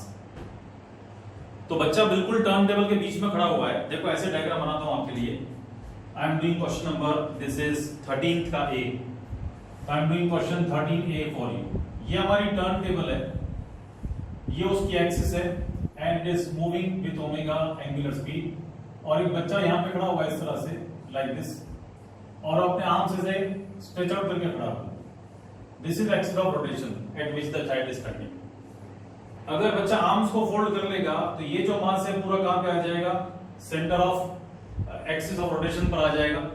यानी कि आपका r, mr² में r क्या होता है, मास का distance from the axis of rotation. पहले जो उसके हाथ थे वो दूर थे centre of axis of rotation से, इसलिए r की वैल्यू ज्यादा थी. अब हाथ पूरा ऐसे हो गया तो हाथ एकदम आपके सेंटर पे आ गया, दैट मींस आपका डिस्टेंस कम हो गया, तो आपका मोमेंट ऑफ इनर्शिया नेचुरली क्या हो जाएगा, कम हो जाएगा. तो बच्चे ने जब अपने हाथ फोल्ड किए तो वो मास को कहां पे लाया, उसके हाथों का जो मास था उसको वो कहां पे ले आया, एक्सिस के नजदीक ले आया. तो r की वैल्यू कम हो गई mr² में, तो मोमेंट ऑफ इनर्शिया क्या हो जाएगा, रिड्यूस हो जाएगा. ये बात हो रही है. तो पहले जितना भी मोमेंट ऑफ इनर्शिया था इस टर्न टेबल का और बच्चे का, पहले मोमेंट ऑफ इनर्शिया मेरे पास अगर आई था तो बताया गया जब वो हाथ फोल्ड कर लेता है तो moment of inertia becomes 2i/5. Moment of inertia becomes 2/5 times the initial moment of inertia of the system. तो टेबल और चाइल्ड का मोमेंट ऑफ इनर्शिया पहले आई था, तो अब 2/5 टाइम्स हो गया. आप देख सकते हैं ये कम हो गया है, 2/5 is only 0.4i कम हो गया. कम क्यों हो गया आपको समझ में आना चाहिए, बिकॉज मास जो पहले दूर था, ये मास और ये मास जो दूर था इतने डिस्टेंस पे था, अब वो मास यहां पर आ गया, एक्सिस पर आ गया, तो आर की वैल्यू कम हो गई, इसलिए मोमेंट ऑफ इनर्शिया रिड्यूस हो जाएगा.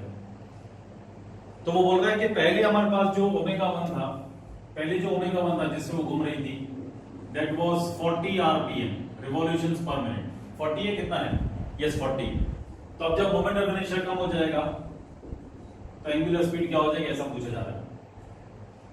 देखो जब बच्चा ऐसे खड़ा है और उसने हाथ फोल्ड किए तो हम देख रहे हैं बाहर से कोई भी फोर्स नहीं लगा है. नोबडी इज पुशिंग और forcing the boy to fold his arm. Nobody has pushed his hands to fold them. उस बच्चे ने अपने आप ही अंदर हाथ फोल्ड किए हैं. तो ये टेबल और बच्चे का जो सिस्टम है, इसके ऊपर बाहर से कोई भी फोर्स नहीं है. There is no force on the system. So please remember, F external is 0. ठीक है. और आपको पता है टॉर्क क्या होता है, R cross F. Torque is R cross F. तो जब फोर्स ही नहीं है तो टॉर्क भी कितना हो जाएगा, 0 हो जाएगा. Because we know that torque is equal to R cross F external. तो F external है ही नहीं, तो हमारा torque क्या हो जाएगा, 0. Remember one thing. In case of a body like this, ऐसे मेरे पास एक ये बॉडी है, like this ये स्केल है, इस पर एक फोर्स F ऐसे लग जाए और एक फोर्स ऐसे लग जाए, तो you know net force on the body is 0 because equal and opposite forces हैं. Total force on the system is 0. Equal and opposite forces हैं, टोटल फोर्स सिस्टम पे कितना हो गया, 0 हो गया. बट स्टिल यू नो कि ये दोनों फोर्सेस अबाउट दिस पॉइंट इस बॉडी को ऐसे घुमा देंगे, दे विल प्रोड्यूस टॉर्क. तो even though net external force is 0, still torque can be there. तो ये जो हमने लिखा F external is 0, therefore torque is 0. आपको बहुत ध्यान से इस चीज को यूज करना है. F एक्सटर्नल 0 इसलिए लिख रहे हैं क्योंकि कोई भी फोर्स नहीं था, इसलिए टॉर्क में 0 है. But it does not mean कि F external is 0 torque will be 0. F external 0 है लेकिन फिर भी टॉर्क तो लग सकता है बॉडी के ऊपर. तो यहां पे F एक्सटर्नल 0 क्यों है, क्योंकि बाहर से कोई भी फोर्स नहीं था, इसलिए टॉर्क एक्सटर्नल 0 हुआ. Please be very careful. So torque external 0, और आपको पता है जब टॉर्क एक्सटर्नल 0 होता है तब आपका एंगुलर मोमेंटम कांस्टेंट होता है, आपने पढ़ रखा है. तो your angular momentum will be constant when torque is 0. You have seen this in theory part. तो एंगुलर मोमेंटम इज कांस्टेंट, मतलब सिस्टम का एंगुलर मोमेंटम कांस्टेंट रहेगा. टेबल और बच्चे का जो टोटल एंगुलर मोमेंटम था वो कांस्टेंट रहेगा। इंडिविजुअली दोनों के एंगुलर मोमेंटम बदल सकते हैं, लेकिन उनका टोटल क्या रहेगा, कांस्टेंट रहेगा। तो that means L1 equal to L2 in terms of magnitude as well as direction. L1 क्या होता है, I1 ओमेगा 1 और ये हो गया I2 omega 2 like this. L is I omega, we know that. What was initial moment of inertia? I. What was this? 40. Second moment of inertia 2I upon 5. Omega 2 हमको निकालना है। I और I cancel हो गया, 200 upon 2. तो omega 2 will be 100 revolutions per minute। ऐसे answer आ गया बहुत इजीली। ठीक है, please pause and copy.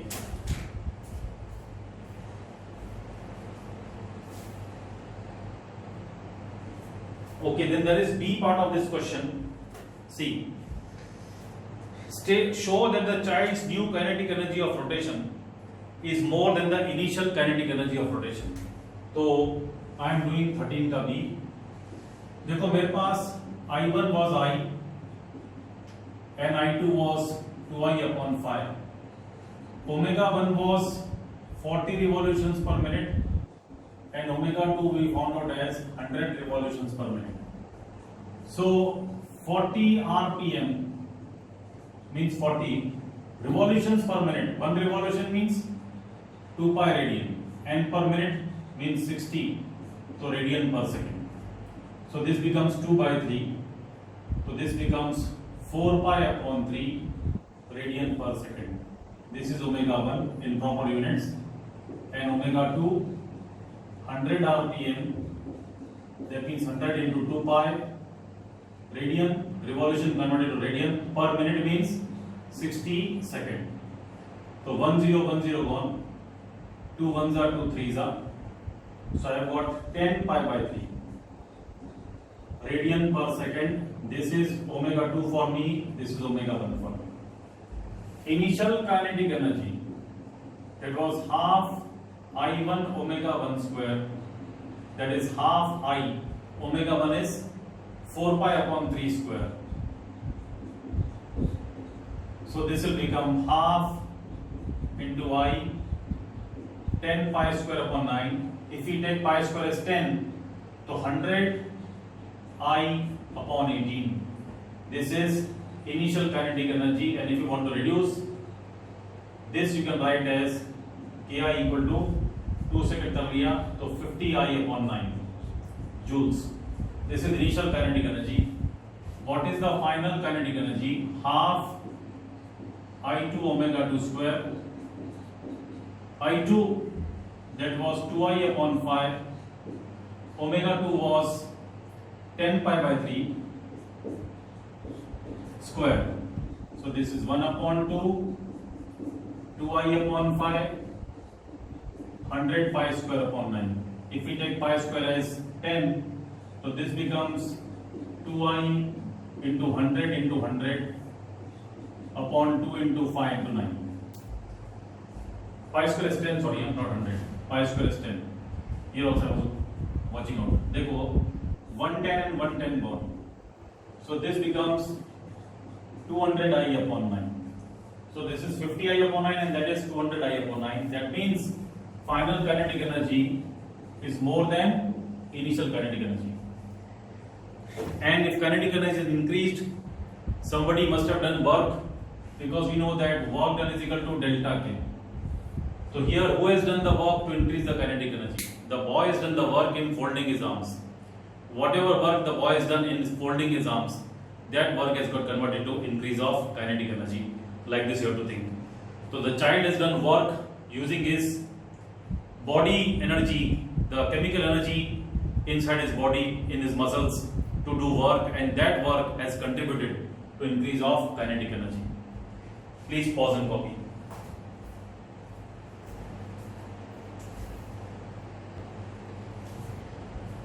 Next two sums are very easy, children, only formula based, not much of thinking.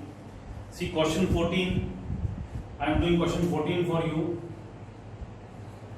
A rope of negligible mass is bound मतलब लपेटी हुई है around a hollow cylinder. जैसे चरखी होती है ना, आपने देखा होगा उत्तरायण के टाइम पे जब पतंग उड़ाते हैं, चरखी जो होती है तो हॉलो सिलेंडर है, उसके ऊपर पूरा मांझा पूरी स्ट्रिंग हम लपेट देते हैं। तो थिंक लाइक दिस, तो इस तरह से हमारे पास एक सॉलिड सिलेंडर है, उसका मैं साइड पोस्ट दिखा रहा हूं आपको, और ये इस तरह से वो गोल घूम सकती है और इसके ऊपर धागा लपेटा हुआ है। इवन गर्ल्स ने देखा होगा जो हम सिलाई की मशीन में रीयूज करते हैं, उस पर धागा बंधा होता है, like that you can think. तो the drop of negligible mass is bound around a hollow cylinder. Hollow cylinder है तो इससे हमें जानकारी मिलती है उसके मोमेंट ऑफ इनर्शिया की। तो आई मेरे पास हो जाएगा हॉलो सिलेंडर mr², ठीक है।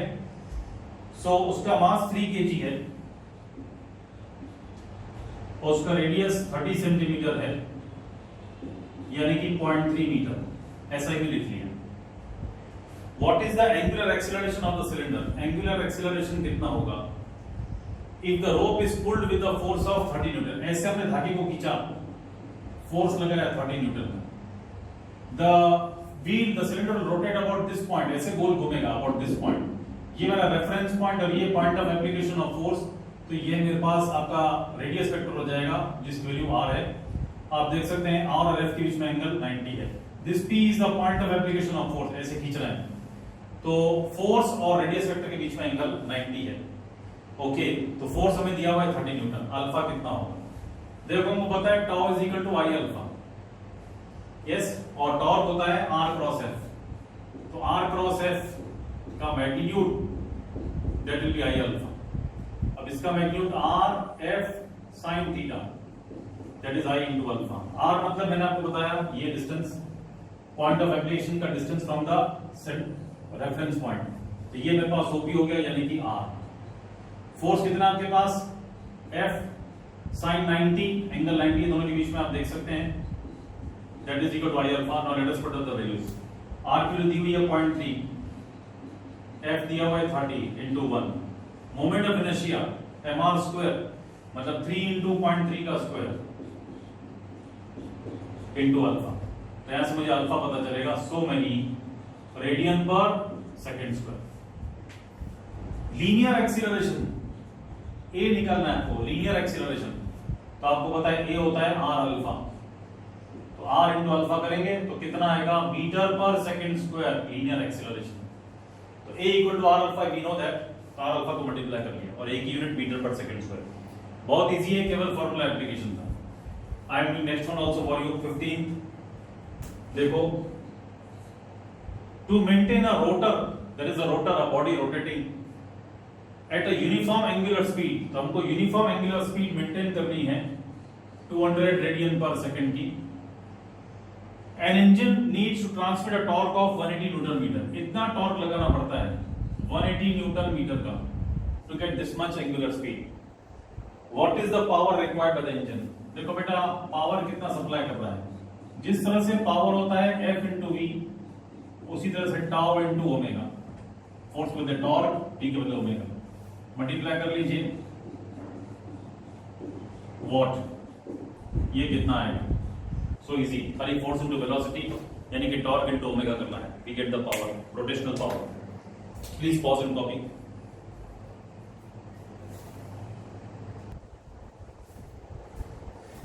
देखो बेटा, next one is very interesting and very tricky question also.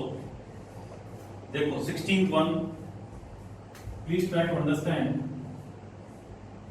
From a uniform disc of radius r, there is a disc of radius r like this. ऐसे डिस्क है, ये उसका सेंटर है O, इसका रेडियस r है मेरे पास। A circular hole of radius r/2 is cut out. ये पूरा r है, आधा रेडियस लेकर के एक हमने होल कट कर दिया है।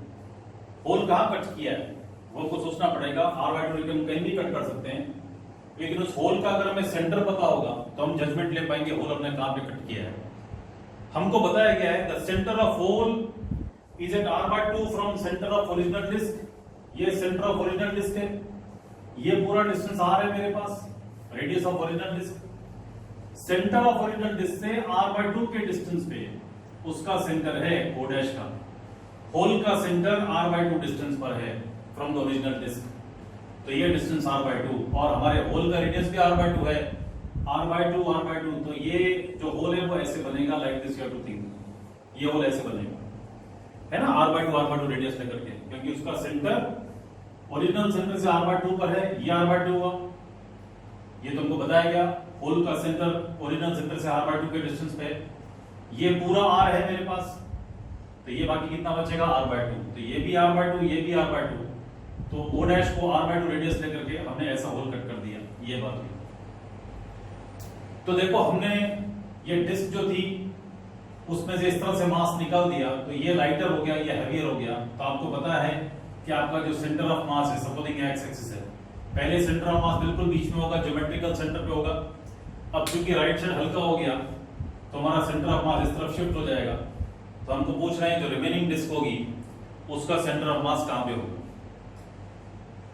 नाउ चिल्ड्रन, आप है ना ऐसे वाले सम्स जितने भी आएंगे, मोमेंट ऑफ इनर्शिया वाले भी सम्स आगे आपको आएंगे, या सेंटर ऑफ मास वाले भी आएंगे। जब भी आप ऐसा पोर्शन कट कर दें तो आप ऐसा मान लो, पहले आप ये निकाल लो कि इस होल का जो पोर्शन है, इस होल वाले पोर्शन में जो डिस्क का पोर्शन था वहां पे मास कितना था। Now see, this is a planar body, disc means a plane body. Pen होगा तो लीनियर बॉडी होगी, स्फीयर होगा तो 3D बॉडी होगी, 3 डायमेंशन में।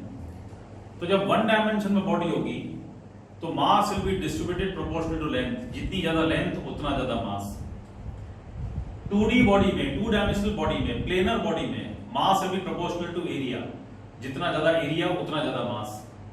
और 3D बॉडी में, जैसे कि स्फीयर हो गया, कोन हो गया, क्यूब हो गया, 3D में mass will be proportional to volume. तो 1 डायमेंशन में लीनियर बॉडी में mass proportional to length, 2 dimension की बॉडी होगी, प्लेनर बॉडी होगी, वहां पे मास प्रोपोर्शनल टू एरिया।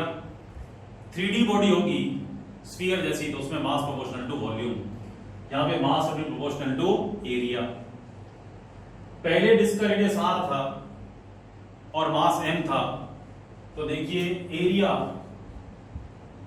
और मास, एरिया अगर मेरे पास πr स्क्वायर था तो मास m था, पूरी डिस्क का हमको दे रखा है, पूरी डिस्क का मास m है बिफोर कटिंग आउट दिस, और उसका एरिया कितना है πr स्क्वायर। ये जो होल कट किया इसका रेडियस r/2 है, तो एरिया कितना हो जाएगा πr स्क्वायर अपॉन 4। तो अगर एरिया मेरे पास πr स्क्वायर अपॉन 4 है तो मास कितना होगा इस होल का जिसका रेडियस r/2 है और एरिया इतना है। सर्कल है तो सर्कल का एरिया πr स्क्वायर, r की जगह पे r/2। तो मुझे पता है एरिया 1/4 हो गया तो मास भी क्या हो जाएगा 1/4 हो जाएगा, तो m डैश हो जाएगा m/4, या क्रॉस मल्टीप्लाई करके निकाल लीजिए। तो मुझे समझ में आ रहा है कि मेरे पास जो होल है उसका मास m/4 था निकालने से पहले, और ये m/4 का मास मैंने ऐसे निकाल दिया इसमें से। You think like this. अब आपको क्या सोचना है, आप ये मत सोचिए कि आपने होल निकाल दिया, आप थोड़ा ऐसे सोचिए, ये मेरे पास एक डिस्क है जिसमें यहां पर एक होल है लाइक दिस, ओके।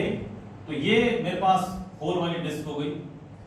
तो ये होल कैसे क्रिएट हुआ, आपको क्या सोचने का कि ये पूरी डिस्क थी मेरे पास और उसमें प्लस मैंने एक छोटा होल ऐड कर दिया जिसका मास -m/4 है, क्योंकि होल का मास कितना था देखो m/4। अब मुझे यहां पे खड्डा करना है, तो खड्डा करने के लिए ये जो मास मेरे पास है m/4, इसको मुझे 0 कर देना है, ठीक है। यहां पे मुझे खड्डा करना है, मतलब यहां से मास गायब करना है। तो यहां पर जो मास है m/4 का, उसके मास को गायब करना है, तो मैं सोचूंगा एक इसी साइज का होल मैंने यहां फिट कर दिया जिसका मास कितना है -m/4। तो इन दोनों को मैं फिक्स कर दूंगा, तो ये ऐसी चीज जाएगी, यहां पे खड्डा आ जाएगा, बिकॉज मास यहां पे क्या हो जाएगा 0 हो जाएगा। अगेन अंडरस्टैंड, ये पूरी डिस्क है आपके पास जिसमें कोई होल नहीं है, उसमें इस जगह पर, इसलिए मैंने डॉटेड लाइन से बनाया है, यहां पे एक्चुअली होल है नहीं, लेकिन आप क्या कर रहे हैं, यहां पर एक ऐसी होल जिसका मास -m/4 है यहां पे फिट कर देंगे।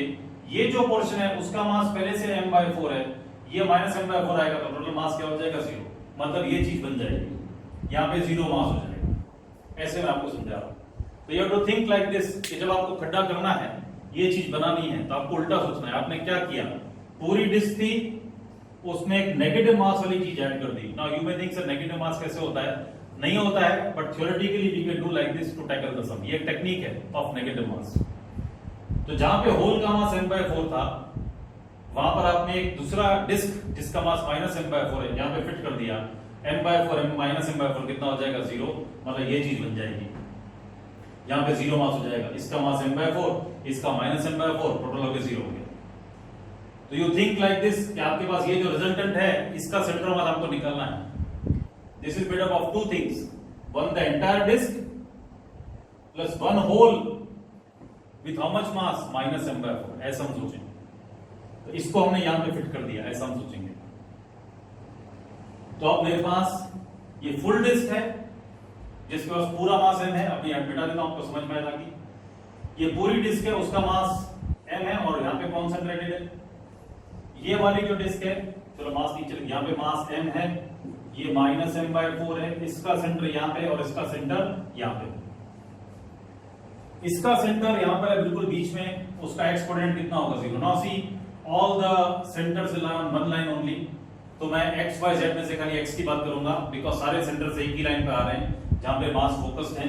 इसलिए मैं खाली x कोऑर्डिनेट की बात करूंगा, y और z की बात नहीं करूंगा बिकॉज इसका सेंटर, इसका पूरे का सेंटर सब एक ही लाइन में आ रहे हैं लाइक दिस. तो ये जो पूरी डिस्क है वो यहां पर है at the centre of X Y Z system. तो इसका x कोऑर्डिनेट मैंने 0 मान लिया, x1 = 0. ये जो मेरे पास होल है वो यहां पर फिट है, मैं होल यहां पे फिट करने वाला हूं. ये डिस्टेंस मेरे पास r/2 है. तो इसका कोऑर्डिनेट क्या हो जाएगा? r/2. इसका कोऑर्डिनेट 0, इसका कोऑर्डिनेट कितना हो जाएगा? r/2. तो इसका कोऑर्डिनेट x2 कितना हुआ? r/2. तो ये होल जब मैं फिट करूंगा यहाँ पे तो उसका सेंटर मास ये वाला यहां पर आएगा, उसका x कोऑर्डिनेट कितना होगा? r/2. You think like this. तो दोनों के मास मालूम है और दोनों के x कोऑर्डिनेट्स मालूम है. इन दोनों को ऐड करके हमको रिजल्टेंट ये मिलेगा. तो जो x कोऑर्डिनेट आएगा रिजल्टेंट का x, that will be m1 x1 plus m2 x2 upon m1 plus m2. तो मेरे पास ये वाले का मास m है और ये 0. इसका मास माइनस m/4 और x2 मेरे पास r/2 है upon m plus minus m/4. So this will become minus mr upon 8. ये तो 0 हो गया. mr upon 8 upon 3m upon 4. mm cut गया तो ये मेरे पास हो जाएगा माइनस mr अपॉन 6. ये आपके पास x कोऑर्डिनेट आ जाएगा. तो आपके पास जो x कोऑर्डिनेट है वो कितना आ जाएगा? Minus mr upon 6. माइनस मतलब इस तरफ शिफ्ट हो जाएगा जो हम कह रहे थे बिकॉज राइट साइड से हमने मास निकाल दिया है. तो हमारा जो सेंटर ऑफ मास है वो किस तरफ शिफ्ट हो जाएगा? टुवर्ड्स लेफ्ट साइड शिफ्ट हो जाएगा. इस तरह की बात है. x कोऑर्डिनेट ठीक है, सॉरी m कट जाएगा, m और m कट जाएगा तो माइनस r/6. तो x coordinate will be minus r/6. तो यहां से r/6 के डिस्टेंस पे इस वाले का सेंटर ऑफ मास शिफ्ट हो जाएगा इस साइड पे instead of the origin over here. तो ये वाली बात मैं आपको फिर से समझा देता हूं कि जो आपके पास कट डिस्क है जिसमें से आपने एक डिस्क निकाल ली है, होल थोड़ा सा कट कर दिया है, आप सोचेंगे ये डिस्क जिसमें से होल कट हो गया है वो कैसे सोचेंगे? It is made up of two objects. एक पूरा ऑब्जेक्ट जो एक्चुअली आपके पास था और उसमें एक नेगेटिव मास ऐड कर दिया तो यहाँ पे मास कितना हो जाएगा? 0. मतलब ये चीज आपको मिलेगी. ऐसा आपको सोचने का.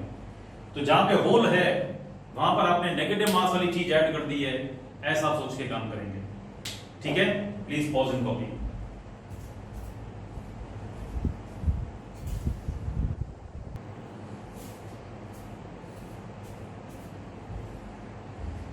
देखो children, this is also based on moments just like previous two questions. A meter stick means a stick whose length is 100 centimeter or 1 meter is balanced on the knife edge at the center. Knife edge मतलब जैसे knife एक पतला as होता है, ये knife edge हो गया. तो बिल्कुल ये मेरे पास 0 मार्क है, ये 50 सेंटीमीटर का मार्क है और ये 100 सेंटीमीटर का मीटर स्टिक है. वो 50 पे हमने एक नाइफ एज रखा है, एक शार्प एज, वहां पर मीटर स्टिक बैलेंस्ड है. तो दैट मींस ये मास और ये मास इक्वल होने चाहिए. इसका मास m/2 कहां पर आएगा? 25 सेंटीमीटर पे. इतने आधे पोर्शन का मास, इतने आधे पोर्शन का मास 75 के बीच में आएगा, मिड पॉइंट पे 50 और 100 का.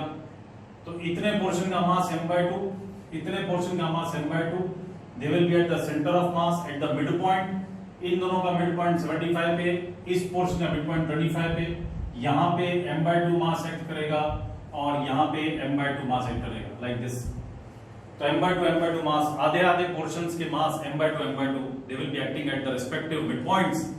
तो 0 से 50 का मिड पॉइंट 25, 50 100 का मिड पॉइंट 75. इस पोर्शन का मास m/2 यहाँ पे आएगा और इस पोर्शन का मास m/2 उसका सेंटर ऑफ मास 25 पे यहाँ पे एक्ट करेगा. वो कहता है कि 2 coins each of mass 5 gram 2 points 5-5 ग्राम के, मतलब टोटल 10 ग्राम हमने रख दिया 12 सेंटीमीटर के डिस्टेंस पर, 12 के मार्क पर। तो हमने इस तरह से, मेरे पास मीटर स्टिक थी, तो ये मेरे पास एक 12 का मार्क था, ये 0 का मार्क, ये 25, ये 75, ये 100। तो उसने कहा 12 पे मैंने यहाँ पे मास रख दिया 0.1 kg, 10 ग्राम। ओके, यहाँ पे ऑलरेडी m/2 मास था 25 पे, 75 पे मास m/2 था। तो बोलते हैं जो नाइफ है हमको शिफ्ट करना पड़ता है, बिकॉज ये भारी हो जाएगा, तो इसको बैलेंस करेंगे हमको थोड़ा इधर शिफ्ट करना पड़ेगा। तो हमारा जो बैलेंस है वो आता है 45 पे। तो now the stick is balanced about 45 centimetre. तो बोलता है what is the mass of the stick, it is like this. तो like this you have to find the mass of the stick. देखो बेटा, उसने कहा हमको कि ये मेरी स्टिक है, पहले ऐसे 50 पे बिल्कुल बीच में बैलेंस थी, ठीक है, लाइक दिस, थोड़ा सा ऐसे, और अभी मैंने यहाँ पे मास रख दिया थोड़ा सा, तो ये मास रख दूंगा तो ऐसे बैठ जाएगी, तो I will shift like this over here. तो थोड़ा सा हमने शिफ्ट कर दिया, और उसके बाद ये जो स्टिक है वो बैलेंस्ड है। बैलेंस्ड होने का मतलब ये हुआ कि about this point it can rotate. ये मास ऐसे नीचे धक्का मारेगा, ये मास ऐसे नीचे धक्का मारेगा। लेट अस सी, देखो इस तरह से अगर ये बैलेंस्ड है तो इस साइड का वेट ऐसे रोटेट करेगा, from your side it will appearing to be anticlockwise. तो ये नीचे धक्का मारेगा ऐसे, ये वाला वेट और ये वाला वेट। इस पॉइंट का राइट साइड पे देखें, यहां से बॉडी सपोर्टेड है 45 के मार्क पे, एक ये वेट और एक ये वेट, इस तरह वाले इसको ऐसे धक्का मारेंगे तो बॉडी आपके साइड से एंटी क्लॉकवाइज रोटेट कर जाएगी। दैट मींस ये वाला जो फोर्स है और ये वाला जो फोर्स है, ये दोनों एंटी क्लॉकवाइज मोशन प्रोड्यूस करेंगे रॉड के अंदर। और ये वाला जो मास मेरे पास है उसका जो वेट होगा, देखो यहां से सपोर्टेड है 45 के एज पे, यहां से लगाएंगे तो कैसे होता है, ऐसे हो जाता है, मतलब बॉडी ऐसे रोटेट कर जाएगी। तो ये कौन सा रोटेशन हुआ, क्लॉकवाइज हुआ। दैट मींस इस वाले का रोटेशन जो होगा क्लॉकवाइज होगा। तो पॉइंट के राइट साइड में जितने फोर्स हैं, ये ऐसे फोर्स आ रहा है नीचे की तरफ, ये भी फोर्स नीचे की तरफ, ये भी फोर्स नीचे की तरफ, बिकॉज वेट एक्ट्स डाउनवर्ड। तो ये वाला वेट इसको ऐसे घुमाएगा क्लॉकवाइज, ये वाला वेट उल्टा घुमा देगा, ये भी उल्टा घुमा देगा, एंटी क्लॉकवाइज एंटी क्लॉकवाइज। तो you know, because rod is balanced, anticlockwise torque should be equal to clockwise torque. Anticlockwise torque should be clockwise torque for rotational equilibrium, for rotational equilibrium, like this I am talking. Anti clockwise torque, ये दोनों distance निकालने का और force से multiply करने का, because torque is r into f। और आप देख सकते हैं ये point of application of force है, ये रेफरेंस पॉइंट है, ये मेरा r बनेगा, और ये फोर्स ऐसे दोनों बीच में एंगल 90। तो इंस्टेड ऑफ r है sin थीटा, हम खाली r और f की बात करेंगे, बिकॉज थीटा 90 है हर टाइम। तो डिस्टेंस कितना है पॉइंट ऑफ रोटेशन से, फोर्स का 45 और 25, कितना डिस्टेंस है 20, और फोर्स कितना है, मास m/2 है, तो वेट हो जाएगा mg/2। तो पहले इसकी बात करते हैं।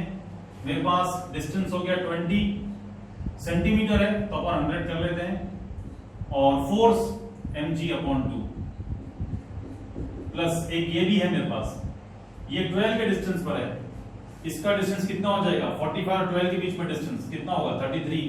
दिस इज 33 सेंटीमीटर डिस्टेंस, और फोर्स कितना आएगा 0.1 into g। तो ये हो जाएगा 33/100 into 0.1 into g, weight 0.1 into g, only this much, not upon 2, and that will be equal to clockwise torque। ये clockwise torque from 45 to 75, what is the distance, ये मेरे पास r हो जाएगा, कितना डिस्टेंस हुआ 30 सेंटीमीटर। तो क्लॉकवाइज टॉर्क के लिए r हो गया 30/100, and what is the force mg/2। Mass m/2 है, फोर्स हो जाएगा mg/2। इनको आपको इक्वल करना, देखो g सब में से गया तो और 100 भी सब में से गया, तो दिस विल बिकम 20 into, देखो 100 सब में से गया और g भी गया, तो 20 into m/2 plus 33 into 0.1, this will be 30 into m/2।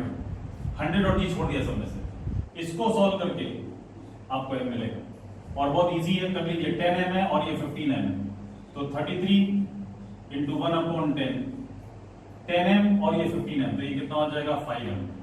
तो आपको m मिल जाएगा 33 into 1/10 into 5, तो m is equal to so many kg मास मिलेगा।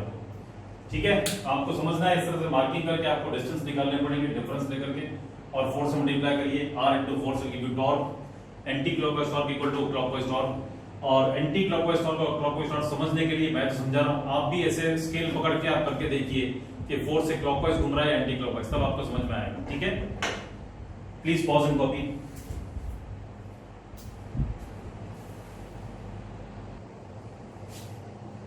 So now the next question I am doing for you, it is question number 17. A solid sphere rolls down two different inclined planes of same heights. So I am doing question number 18 for you. So there are two planes, one is having angle this much theta and heights are same but inclinations are different like this. तो ये alpha वाला है, एक का angle कम है एक का angle ज्यादा है, and solid sphere the same body is rolling from here. So he is asking us, height is same in each, so this is also h and this is also h. So he is asking, will it reach the bottom with same speed in each case? Now see, it is not a case of linear motion only, because the body will roll also. So it will not only have linear kinetic energy, it will have rotational kinetic energy also. If it would have been case of only linear motion, translational motion, like a block sliding down, then because the height is same, the loss of potential energy would have been equal to gain of kinetic energy. mgh equal to half mv square. Because h is same in both, v would have been same. We have done this type of sum in work energy power. But here there is rotational motion also involved, kinetic energy also involved. You know, when you read at the bottom, the velocity is not root 2 gh as you get in case of translation motion. What you do is potential becomes kinetic at the bottom. So you write V as root 2 gh. But here V won't be root 2 gh because there is not only linear kinetic energy but rotational kinetic energy also involved. Now you already know, we have seen what is the velocity at bottom. What is the formula for velocity at bottom? We know that V is equal to 2 gh upon 1 plus k square upon r square. This is the formula for V square. We have seen during rotational motion. This is the formula for V square. V square equal to 2gh upon 1 plus k square upon r square. The formula for velocity when it reaches the bottom, where k is the radius of gyration, that also you have seen. And the acceleration for the body as it comes down, acceleration is not g sin theta, but it is g sin theta upon 1 plus k square upon r square, that also you know. So if we only talk about the speed, so I can see that speed will be 2gh upon 1 plus k square upon r square. In both the cases, height is same, and because body is same, so k also will be same. Therefore, the speed will be same in both the cases when it reaches the bottom. V1 equal to V2. K would have been different radius of gyration if there would have been different bodies, but the same solid sphere is being rolled in both the cases. So V1 equal to V2. What about the time taken? So we know that V equal to VO plus AT. V equal to VO plus AT. VO is 0 initially, so V will be equal to AT. So T will be, okay, let me put up. V is root 2 GH upon 1 plus K square upon R square. Acceleration G sin theta upon 1 plus K square upon R square into T. So T will be equal to root 2 gh upon root of 1 plus k square upon r square upon, ये multiply हो जाएगा. So I write like this for you, 2 gh upon 1 plus k square upon r square into this thing 1 plus k square upon r square and upon sin theta. So this is the numerator and sin theta denominator. All the things are same, h and k are same, only theta is different. So t is proportional to 1 upon sin theta. Because theta is more than alpha, theta is more than alpha, so sin theta is more than sin alpha. So 1 upon sin theta is less than 1 upon sin alpha. So time of theta will be less than time of alpha. So in case of theta, time will be less. In case of alpha, time will be more. Like this you have to think. Okay. So ये मैंने आपके लिए किया इस तरह से. T was proportional to 1 upon sin theta. Theta more than alpha. We can see that this angle is more, this angle is small. तो if theta is more than alpha, sin theta will be more than sin alpha. 1 upon sin theta less than 1 upon sin alpha, taking reciprocal. 1 upon sin theta means t, so t theta less than t alpha. Like this we think. Please pause and copy.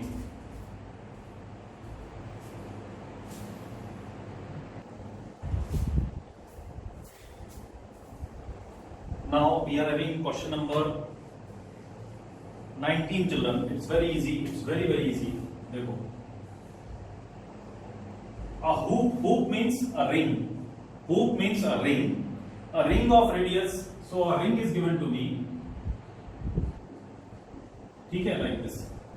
A ring of radius 2 meter. So R is 2 meter, capital R, and mass is 100 kg. Like this. It rolls along a horizontal floor that its center of mass is a speed of 20 cm per second. So this ring is rolling like this, such that the center of mass speed 20 cm per second means 0.2 meter per second. How much work has been done to stop it? If you want to stop it, that means its speed will become zero, so entire kinetic energy will disappear. So we want to know how much work we will do. So just think that whatever kinetic energy it had, you have entirely lost that kinetic energy, and that much amount of work will be done. So in this question, what actually you have to find out, what was the kinetic energy with the ring when it was rolling like this. See, it is moving like this also and rolling also. So both the types of kinetic energies are there. That is of rolling plus of translation motion. This is half I omega square plus half mv square, we think like this. Now R and M are given, omega is not given to me. So what I can do is half moment of inertia of ring, that is mr square, we know, and we know that v equal to r omega. So omega will be v square upon r square plus half mv square. Let me use the same symbols for mass, capital M. So r square gone, that becomes half mv square plus half mv square, that is mv square. So mass is 100 into 0.2 square, so many joule. So this much amount of kinetic energy was there with the ring. Initial kinetic energy, okay, Ki. Kf is 0 because ring has become stationary. So work done is Kf minus Ki. So 0 minus whatever answer you get over here, let us calculate, it is easy only. 100 into 0.04, that will be 4 joule. So minus 4 joule work. Negative work has been done to decrease the kinetic energy to be 0. Very easy. Just watch. I wait for you, then I'll about. Actually इसमें mistake क्या होती है, बच्चे सीधा लिख देते हैं k equal to half mv square. They forget कि रोटेशनल मोशन भी है, तो kr को डिवाइड करना है, वो गलती हो जाती है. फिर सोचते हैं ओमेगा तो दिया नहीं है यार, क्या करें? तो कन्वर्ट इट, ठीक है, and get it. Okay, please copy. I am waiting for you. Then I'll about. So please pause the video so that you can copy down. Okay.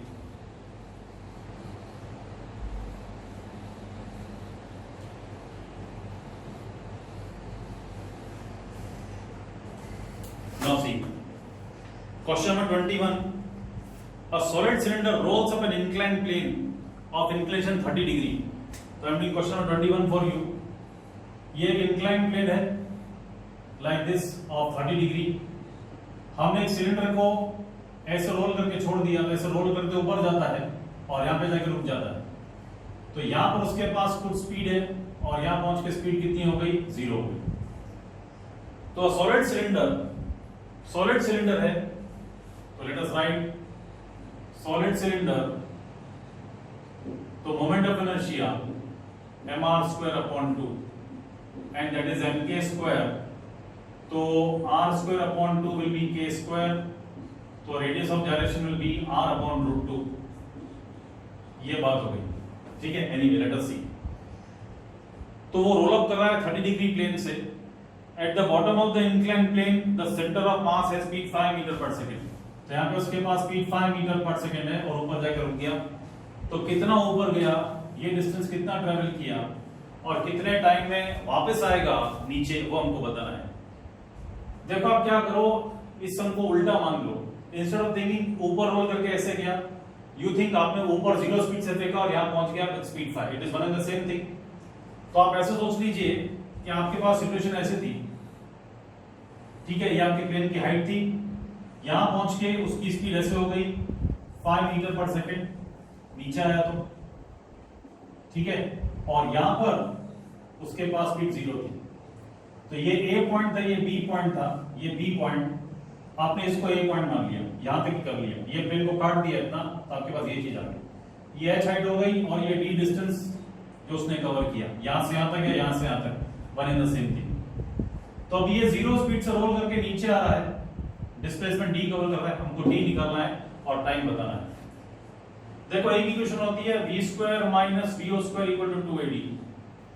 v square नीचे पहुंच के स्पीड कितनी है 5, तो 5 का square minus 0 square.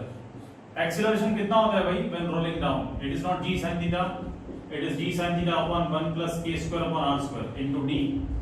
तो फार्मूले थोड़े याद करने होंगे, 2 into g 9.8 sin 30 k square upon r square, it will become half into d। तो यहां से आपको d मिल जाएगा, वो कैलकुलेशन आप कर सकते हैं, वेरी इजी, क्रॉस मल्टीप्लाई वगैरह करने का देन डू इट, तो आपको d मिल जाएगा।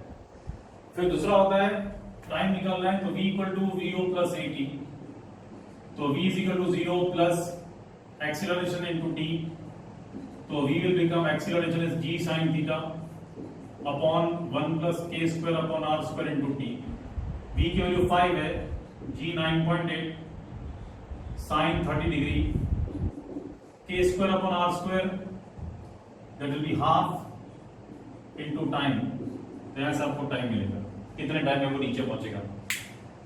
तो जितने टाइम में यहां से आ जाएगा उतने टाइम में यहां से आएगा। तो हमारा जो रिक्वायर्ड टाइम है, रिक्वायर्ड टाइम, उसने बोला नीचे वापस कब आएगा, तो required time will be 2t because time of ascent equal to time of descent. जितने टाइम में रोल करके जाएगा ऊपर उतने टाइम में वापस नीचे आएगा। तो हमने ये वाला टाइम निकाल लिया, ये वाला भी टाइम सेम होगा, तो रोलिंग अप रोलिंग डाउन का टाइम सेम, तो वो 2t हो जाएगा finally. So with this we finish the main exercise. In next video we will do the additional exercise. Thank you and God bless all of you. Thank you so much.